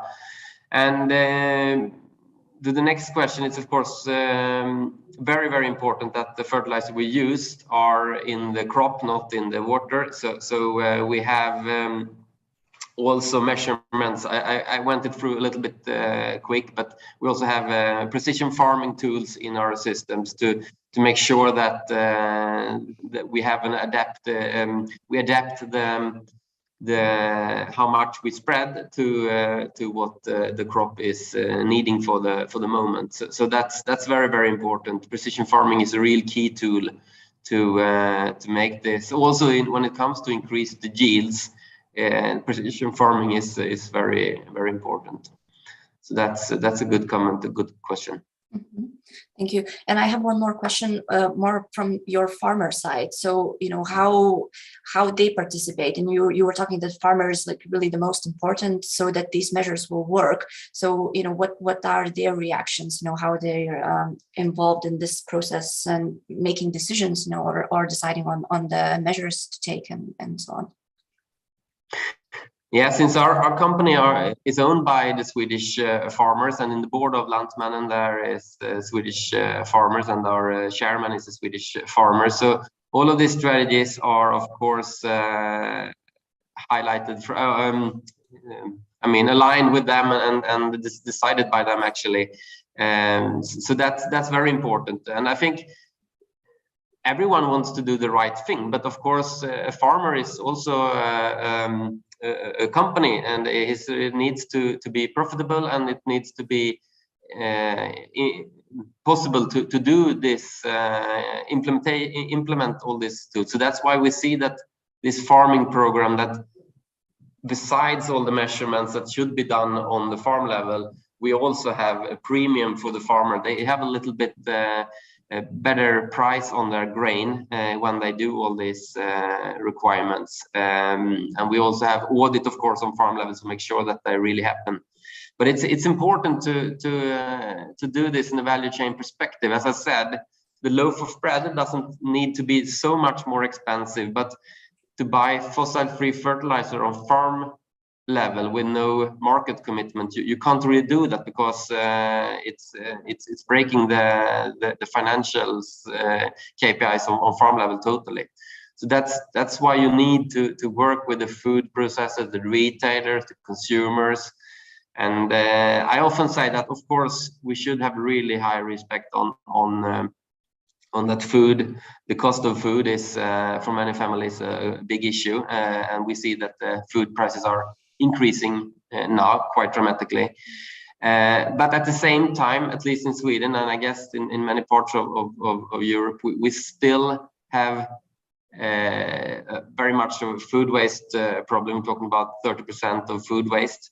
So there is potential to use the food and eat the food, and maybe if you do that in a better way, maybe you don't have to spend so much more money on this transition. So I think we need to put a little bit of higher value and see the value of food in a little bit different way. Thank you. Okay, Zigmas, your question, and then we'll move on to our last presentation. Thank you very much, Kristina. Tack så mycket, Klaus, for your very interesting and promising presentation. As Svante have told, that all the measures we introduce concerning the climate mitigation, the benefit should be belonging to all the people. And it seems that according to your presentation, that looking at your slide where you're showing the food value chain impact on the CO2 emissions, you are paying a lot of attention to the most effective way, reducing the fossil fertilizers and the fossil fuel, which are counting a lot of the emissions. I would like to ask you, could you share your knowledge or view how you are going to promote the different kind of fertilizers in Sweden, and what exactly promotion measures could be? And another thing is, what I would like to ask, do you see any benefit if in the future the fossil fertilizers production could be included in the agriculture emissions? Because the fossil fertilizers usually are used in agriculture, and it requires a lot of energy. It could be as an additional stimulus for agriculture to switch from synthetic fertilizers to organic fertilizers, which could be in long term beneficial for agriculture twice. Thank you. Yeah, I mean, when it comes to the future solutions for fertilizers, I think we first need to use the organic flows that we have in our society in a much more efficient way. That's obvious, but I think we still will have a need for synthetic fertilizers, and then it's important to make sure that they are also produced in a sustainable way. But of course, you're totally right. We need to use the organic, and we also see that it's something that builds back the soil and promoting soil health, which is also a very important sustainability issue. So I agree with you. The first, I didn't really get your first question. It was about catalyzed. What kind of catalyzed do you mean? Sorry for not getting it. I was asking what the exact measures in Sweden is introduced in order to promote the farmers to switch from synthetic fertilizers to the organic fertilizers. Is it some payments, is there requirements, or is just informing companies campaign? Thank you. Yeah, I mean, as is today, and we're talking about today, the market price on synthetic fertilizers is a quite good instrument. I mean, the mineral fertilizer has been very cheap for a long time, but now we see that the price is skyrocketing, and maybe the era of very cheap fertilizer is over. So I think that's the most efficient tool when it comes to see other alternatives. Lantmännen is promoting, for example, refining of nutrients from sewage sludge to make that happen together with a recycling company here in Sweden, Ragn-Sells, and we now see how we can take that to the market. And there is many that kind of initiatives that is actually getting some new energy and some new kind of role when the price of fertilizer is getting up. So I think that's the most important thing. Then of course there's policymakers can do their things as well, and we can maybe implement measurements in different farming programs and so on. But I think the market is now the strongest driver. Okay, thank you very much, Claes, and thank you for your presentation and answering our questions. And now we will move on to our last speaker, last but not least.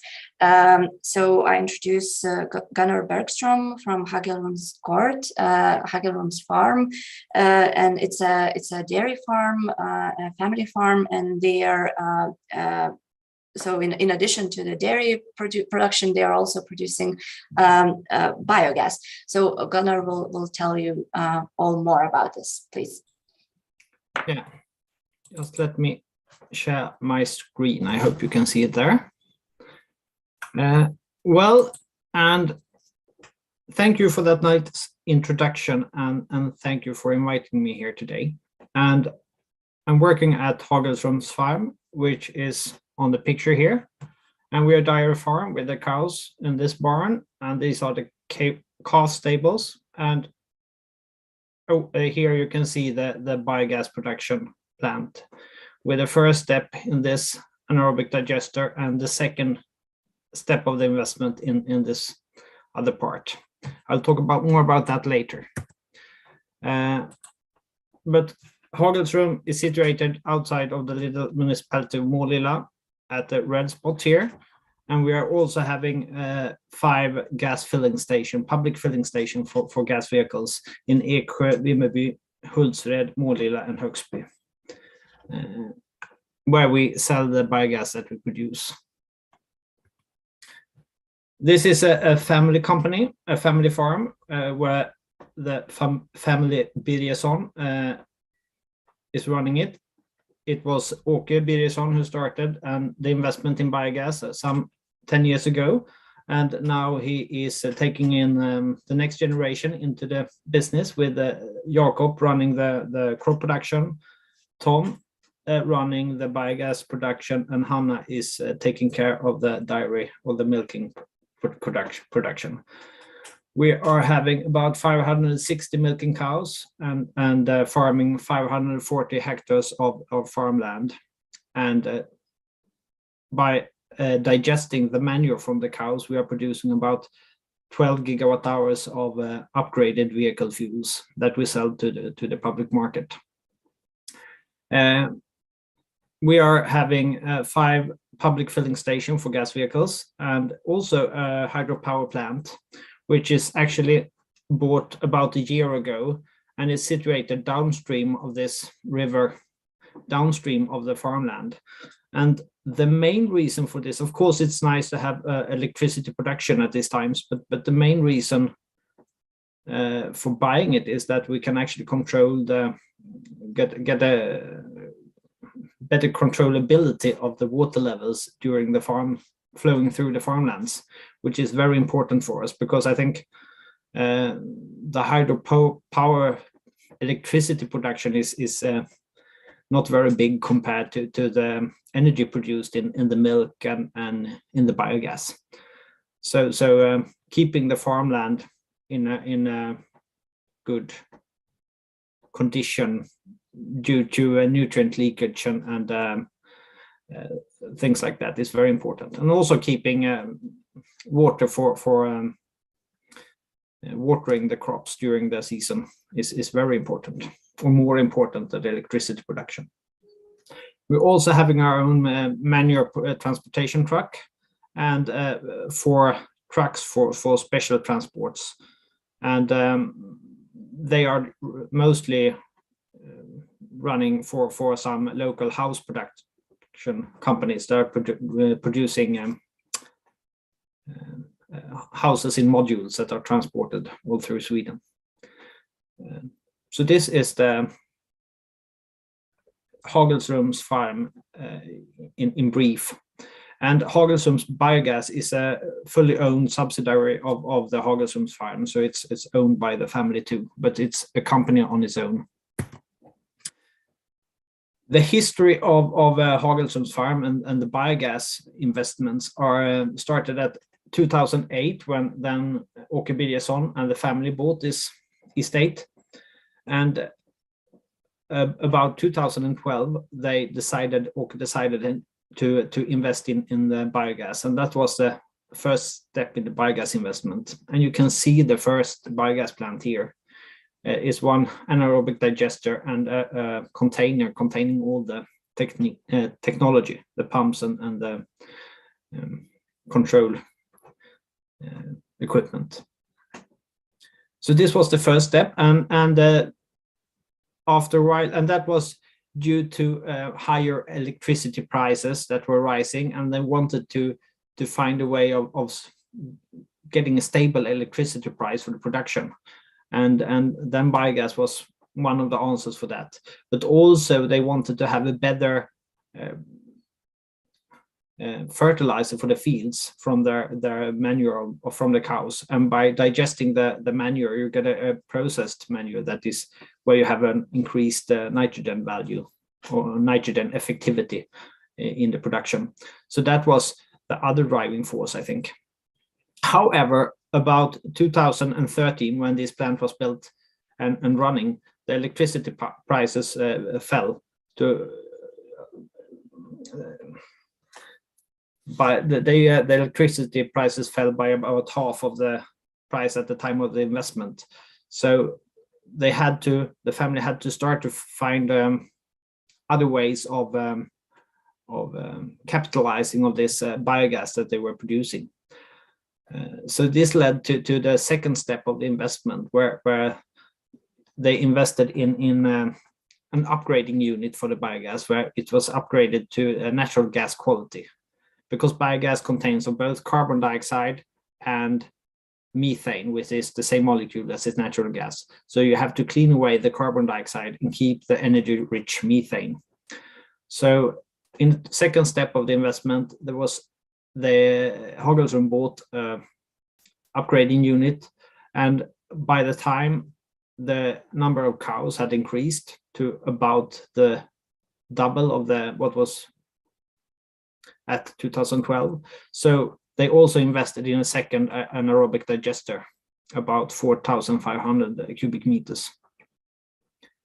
And this was made possible by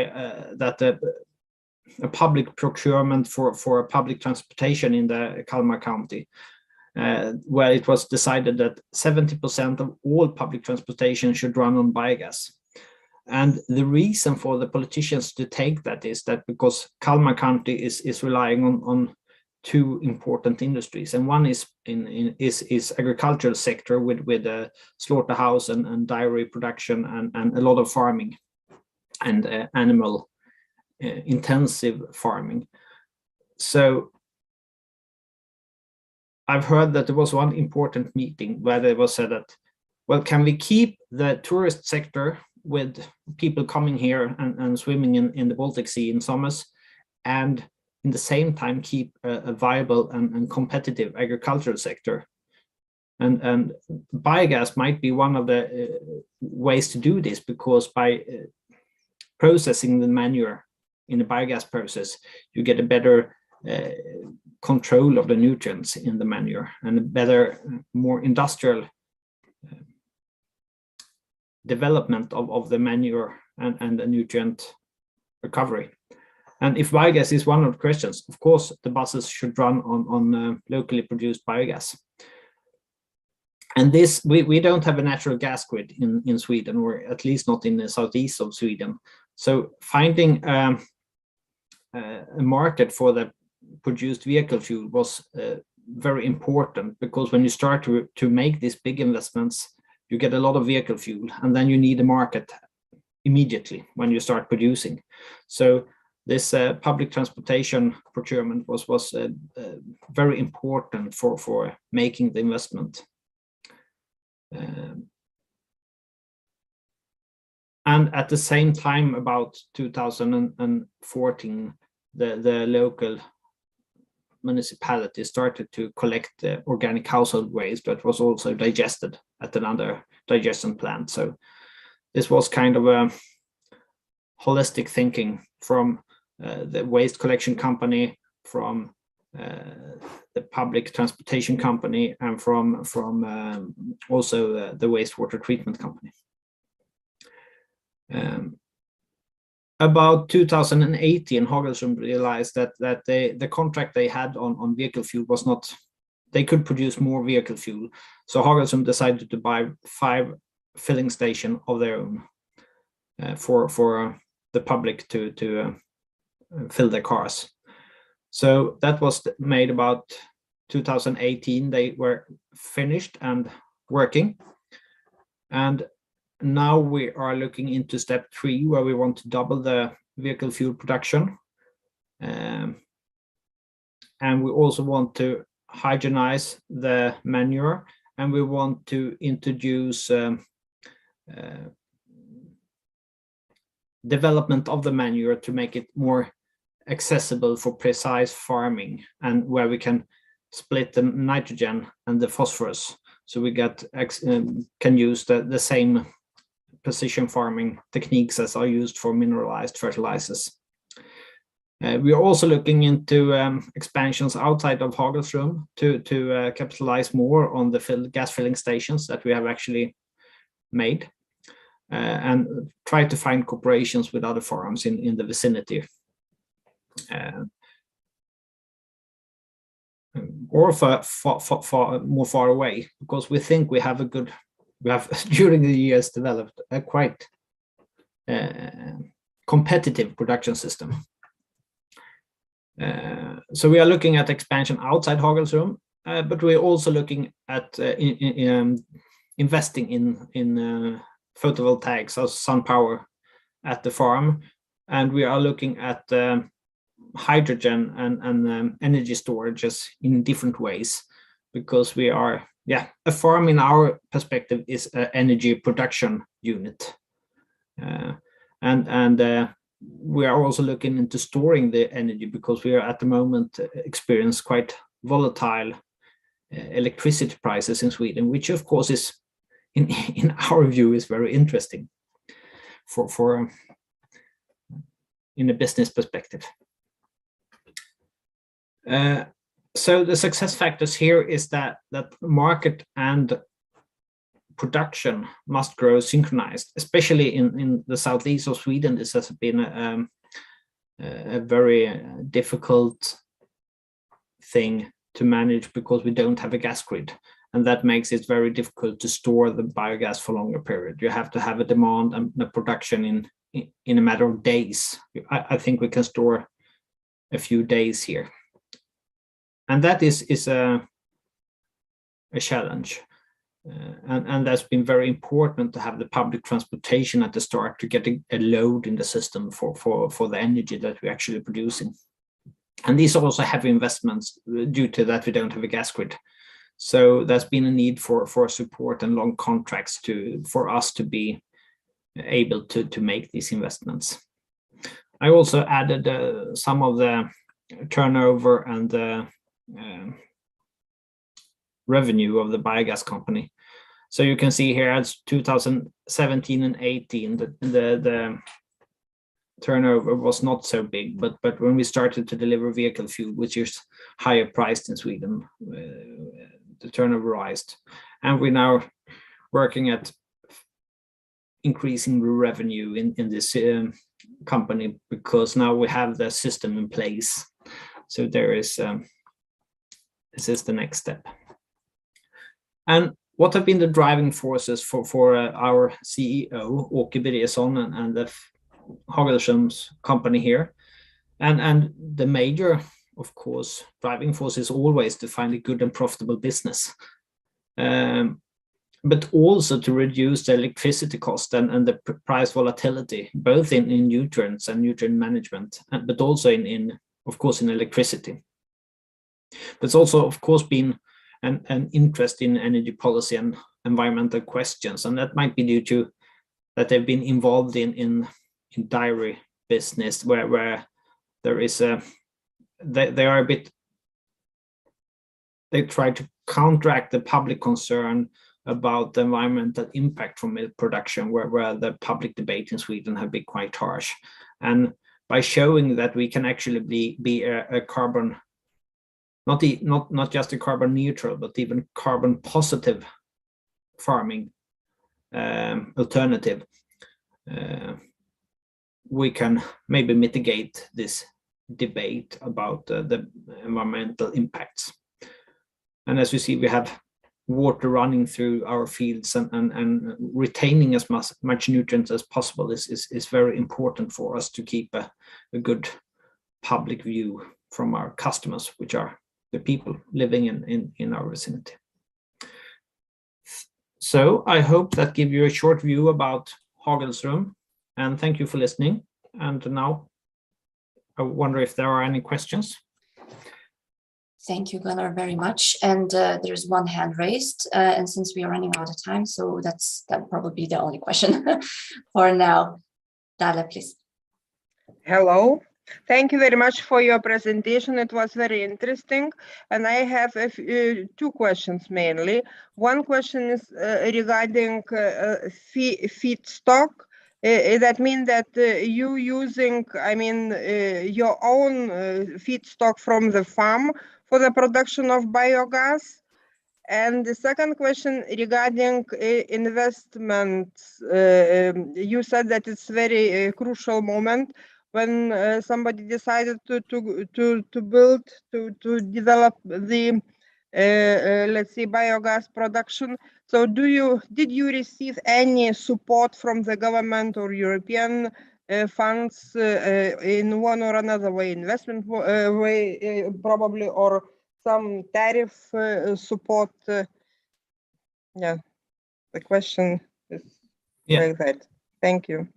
Thank you much for your questions. Well, there have been, to start with the financial supports, there have been support systems for carbon dioxide reduction in Sweden for a long time. And that has been Klimatklivet and other kind of investment supports. And we are also now experiencing some, hopefully, production support. And during the time, there's also been a tax reduction, a carbon dioxide tax reduction on vehicle fuel that are put on fossil vehicle fuels, but of course not on biogas that is fossil neutral, carbon dioxide neutral, or even carbon dioxide positive. So yeah, there are several support systems that have helped us. but they differ over time, so you can never tell how it looks in a couple of years. And about feed stock, I mean, the raw materials, are they from your farm, or you have some cooperation with other farmers? We have some at the moment. We are, of course, the majority of the feedstock is from our own, the manure from our own cows, but we also have cooperations with neighbors that we're helping them, and especially the solid manure is attractive for us to take care of, and is also regarded as a bit problematic for the neighbors to spread and get a good nutrient efficiency for. So we have cooperations with some of the neighbors. Thank you. Okay, thanks. Yeah, Zigmas, last question. Ačiū, Kristina. Thanks, Gunnars, for your presentation. It's your example shows how could be public and private partnership work together, giving a good output for everybody.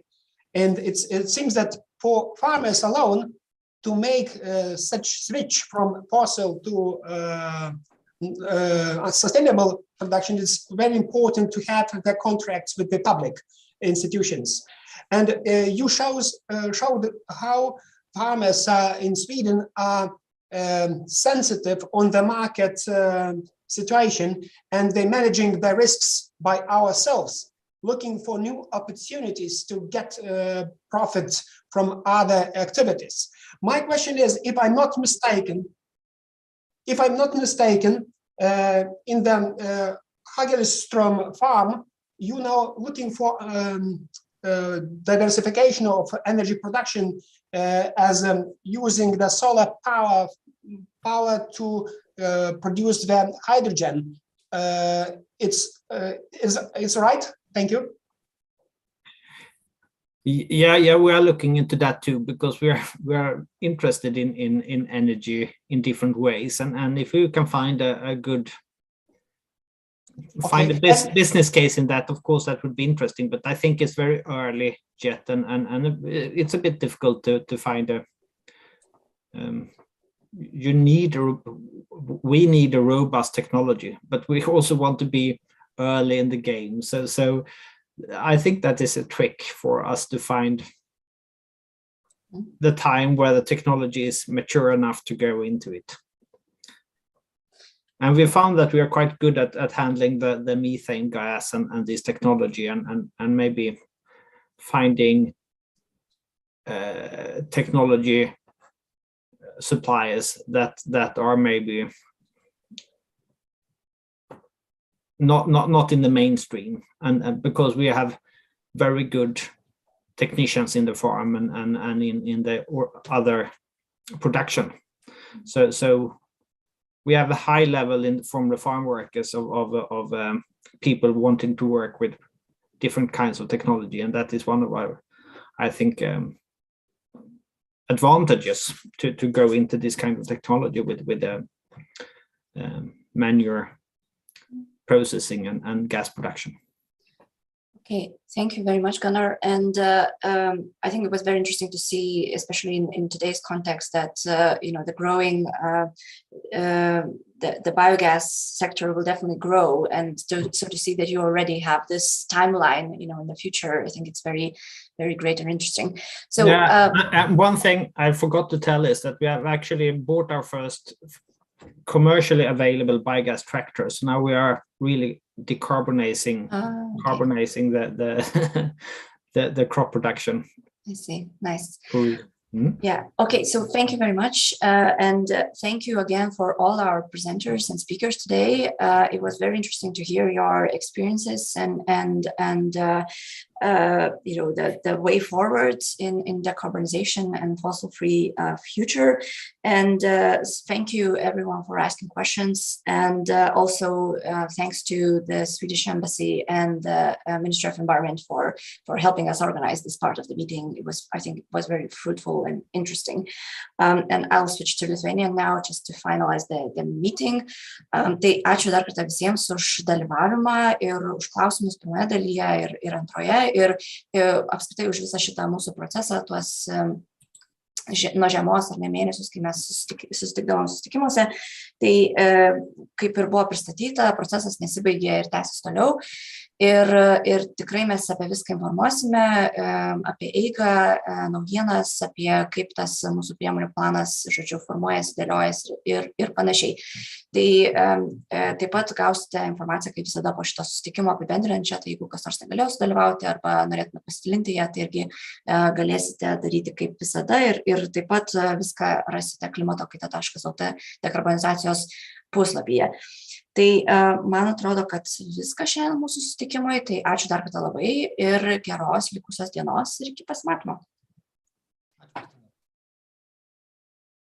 Ačiū, Kristina. Ačiū, viso gero. Ačiū, iki.